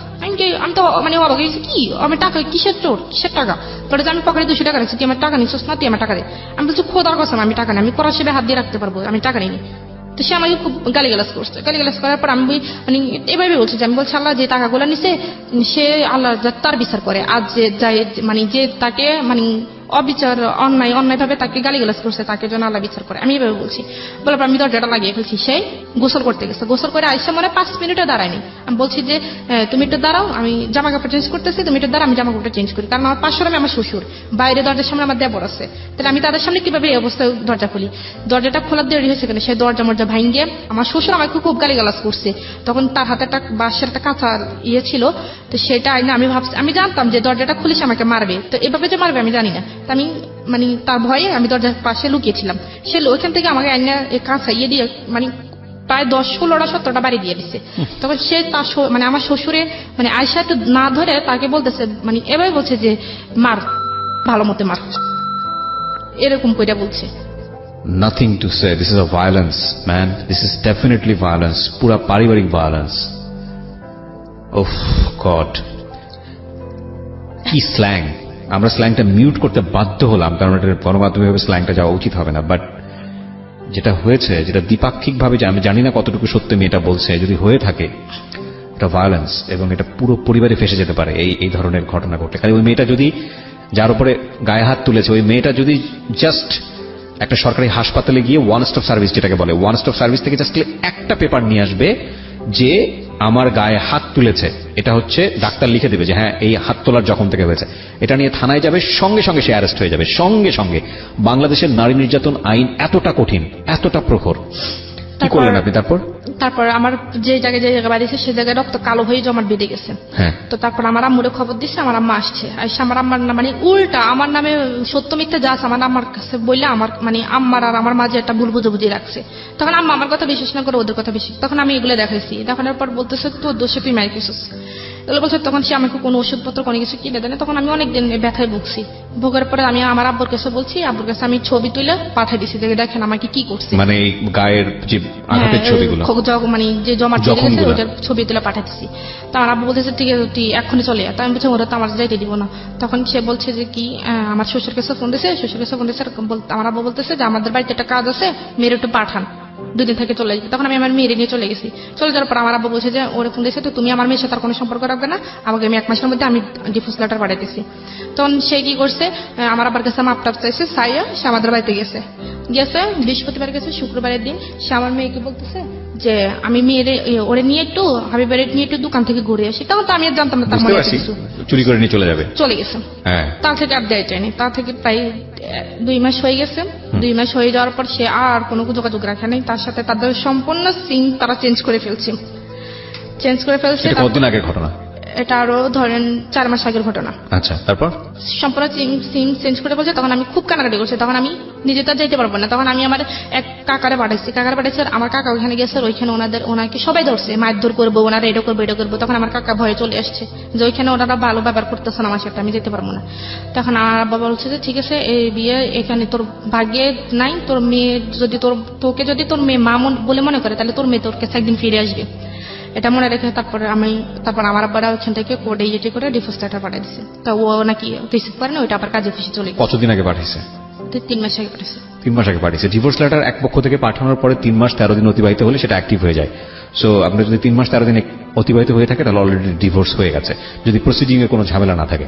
আমি তার আগে আপনাকে একটা কথা বলতে চাই। একটা কথা হচ্ছে, মেয়েটাকে যে নিয়ে গেছে শুধুমাত্র জিঘাংসা থেকে, মেয়েটাকে তো লাভ করে না সে, তার ফ্যামিলির কেউই লাভ করে না, শুধুমাত্র রাগারাগির পর্যায়ে থেকে সেই জিনিসটা করেছে। আমাকে কষ্ট দেওয়ার জন্য। আপনি স্টেপ নেননি কেন? লিগ্যাল কোনো স্টেপ নেননি কেন? আপনি ওকে ইজিলি ডিভোর্সটা কেন দিলেন? আমি ডিভোর্স দিচ্ছি কারণ আমার বাবা তো সবকিছু জানে না। আপনি ডিভোর্স তো অবশ্যই দিবেন, কিন্তু আপনি কেন মামলা করেননি?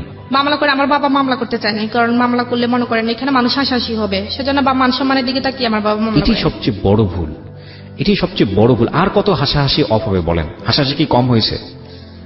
ওর তো শাস্তি হওয়া উচিত ছিল। এত বড় শাস্তির পর আপনারা ছাড় দিয়ে দিলেন, এটা আপনাদের অনেক বড় একটা অপরাধ। আপনারা যা বলেছেন এখানে সেটা যদি সত্যি হয়ে থাকে একপাক্ষিক, আমি আবার বারবার বলছি, কারণ আমি হয়তো আপনার হাজবেন্ড এখানে সামনাসামনি থাকলে সে হয়তো তার বলার যুক্তি ছিল, যদি আপনি যা বলেছেন সবকিছু সত্যি হয়ে থাকে তাহলে আপনাদের অবশ্যই মামলা করা উচিত ছিল। আপনার সন্তানকে ফিরে পাওয়ার জন্য, আপনার সন্তানের বয়স কত? 2.5 বছর। 2.5 বছর। আপনার সন্তানকে পাওয়ার আপনার লিগ্যাল রাইট আছে, আপনার সন্তানকে পাওয়ার জন্য আপনার মামলা করা উচিত। আপনি কেন? আমি আজকে সবাইকে রেডিওর মাধ্যমে বলছি, সবার প্রতি রেসপেক্ট রেখে বলছি, যদি এইরকম নির্যাতনের শিকার কেউ হন, যদি, তাহলে আপনারা যেটা করবেন সেটা হচ্ছে কন্টিনিউয়াসলি, যদি এরকম নির্যাতন হয়ে যায়, যদি মনে করেন যে না সংসারটা আসলেই হবে না, সম্ভব না, তাহলে নইলে এই ধরনের স্টেপে যাওয়া উচিত হবে না। কারণ এটা অনেক সময় হিতে বিপরীত হতে পারে। যে আপনি যদি মনে করেন যে সংসারটা আসলে হবে না এবং আপনি বঞ্চিত হচ্ছেন, একটা ডিসিশন যদি আপনি নিয়েই ফেলেন, সরকার কিন্তু প্রুফ ছাড়া, আইন কিন্তু প্রুফ ছাড়া এক কলমও নড়ে না। এইরকম নির্যাতন হলে অবশ্যই আপনার ডাক্তারের কাছে গিয়ে একটা প্রুফ নিয়ে আসা উচিত যে আপনার উপর নির্যাতন হয়েছিল। জীবনের কোনো একটা পর্যায়ে গিয়ে, যে কোনো একটা সময় গিয়ে আপনি অ্যাকশনে যেতে পারবেন। সুতরাং আপনি অনেক বড় ধরনের ভুল করেছেন আমি বলবো। আপনি আজকে মন খুলে কথা বলার জন্য এখানে এসেছেন, কারণ আপনি হয়তো কাউকে সলিউশন দিতে আসেননি, বা আপনার জীবন গল্প শুনে কে কোন লেসন পেল সেটার জন্য আপনি এখানে আসেননি। আপনার মেয়েটা কি অবস্থায় আছে সেটাও আপনি জানেন না। তারপরেও আমি আপনাকে একটা প্রশ্ন করব, সেটা হচ্ছে, কি মনে হয় আরো আগে যদি চলে আসতেন তাহলে জীবনটা আরো সুন্দর হতো না? এখন এটাই মনে হয় যে তখন যদি, তো আমার বারবার এটাই মনে হয় যে যখন প্রথম ফিজিক্যাল রিলেশন হয়েছে তখন যদি আমি আমার মনটাকে চেঞ্জ না করে তখন যদি আমি চলে আসতাম, কারণ আমার exactly that is the point, that is the lesson of the story. বাংলাদেশের সামাজিক প্রেক্ষাপটে অনেক মেয়েই আছেন এবং আমাদের সামাজিকতার লেসনটাই এটা, যারা শারীরিক সম্পর্কটাকে এত বড় কিছু মনে করে পুরো জীবনটাকে বলি দিয়ে দেন। That is absolutely wrong, absolutely wrong. এবং আমি আবারও বলতেছি এটা 100% রং। আমরা এই আইএমএ জাহিলিয়া যুগের বসবাস করি না। একটা শারীরিক সম্পর্কের জন্য পুরো জীবনটা শেষ হয়ে যায় না। Please be remember this. ওর মুখ থেকে এটা বের হয়েছে, আমি এটার জন্য ওয়েট করতেছিলাম যে কথাটা ও বলুক। যদি ও ওই সময়টা চলে আসতো তাহলে ওর জীবনটা আজকে অন্য জায়গায় থাকতে পারতো। আপনি লেখাপড়ার পরবর্তীতে কন্টিনিউ করেননি, রাইট? করতে জানি আমাকে। এখন কি অবস্থা?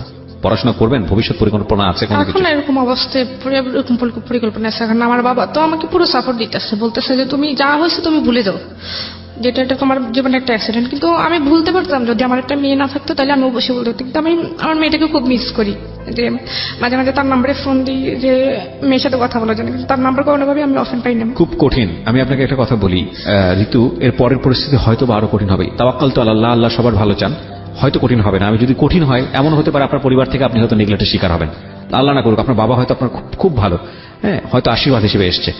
তারপরেও দেখবেন যে একটু এদিক ওদিক হলে হয়তো অন্যরকম কোনো কথা বলবে, নিজের কাছে সহ্য করতে পারবেন না। সুতরাং আমি আপনাকে বলবো পড়াশোনাটা কন্টিনিউ করেন। আপনার বয়স কত এখন?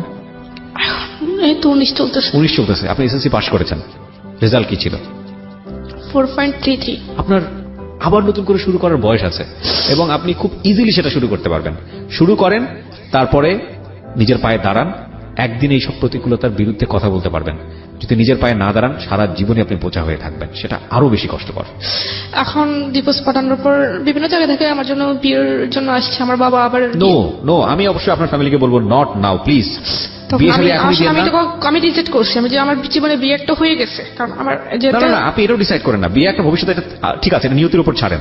বিয়ে আপনি করবেন, আপনার বিয়ে করার যথেষ্ট বয়স আছে, কিন্তু লেখাপড়া করেন, নিজের পায়ে নিজে দাঁড়ান, অর্থ রোজগার করেন, তারপর একটা সিদ্ধান্ত নেন। তার আগ পর্যন্ত সিদ্ধান্ত নিন না, নইলে এর চেয়ে ভয়াবহ ঘটনা যে ভবিষ্যতে ঘটবে না তার কোনো গ্যারান্টি আছে?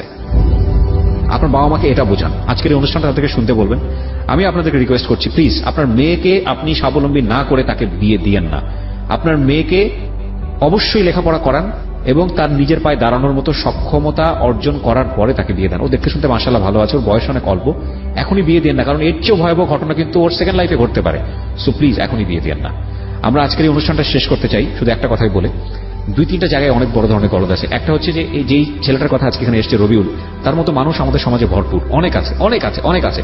আমরা সব রবিউলকে সংশোধন করতে পারবো না, কিন্তু রবিউলরা যদি আমাদের জীবনে আসে তাহলে আমাদের কি করা উচিত, সেই জায়গাটায় অনেক বড় একটা শিক্ষা আছে, বিশেষ করে মেয়েদের ক্ষেত্রে। একটা শারীরিক সম্পর্ক পুরো জীবনটা শেষ হয়ে যায়, এটা যারা মনে করে তারা বোকার স্বর্গে বসবাস করে। এই ধরনের সেন্স নিয়ে যদি কেউ আপনি আপনার জীবনটাকে বলি দিয়ে থাকেন তাহলে এর চেয়েও ভয়াবহ রকমের শিকারের হতে পারেন। শুধু এটাই মনে রাখবেন আজকের এই জীবন গল্প থেকে। আমরা শেষ করছি প্রিয় শ্রোতা আজকের এই জীবন গল্প। সবার জীবনটা সুন্দর হোক, এই জন্যেই প্রতি বুধবার কিংবা প্রতি রবিবার আমরা নির্মম এবং ভয়াবহ রকমের কিছু জীবন গল্পের এখানে অবতারণা করি, যাতে করে আপনারা ভালো থাকেন।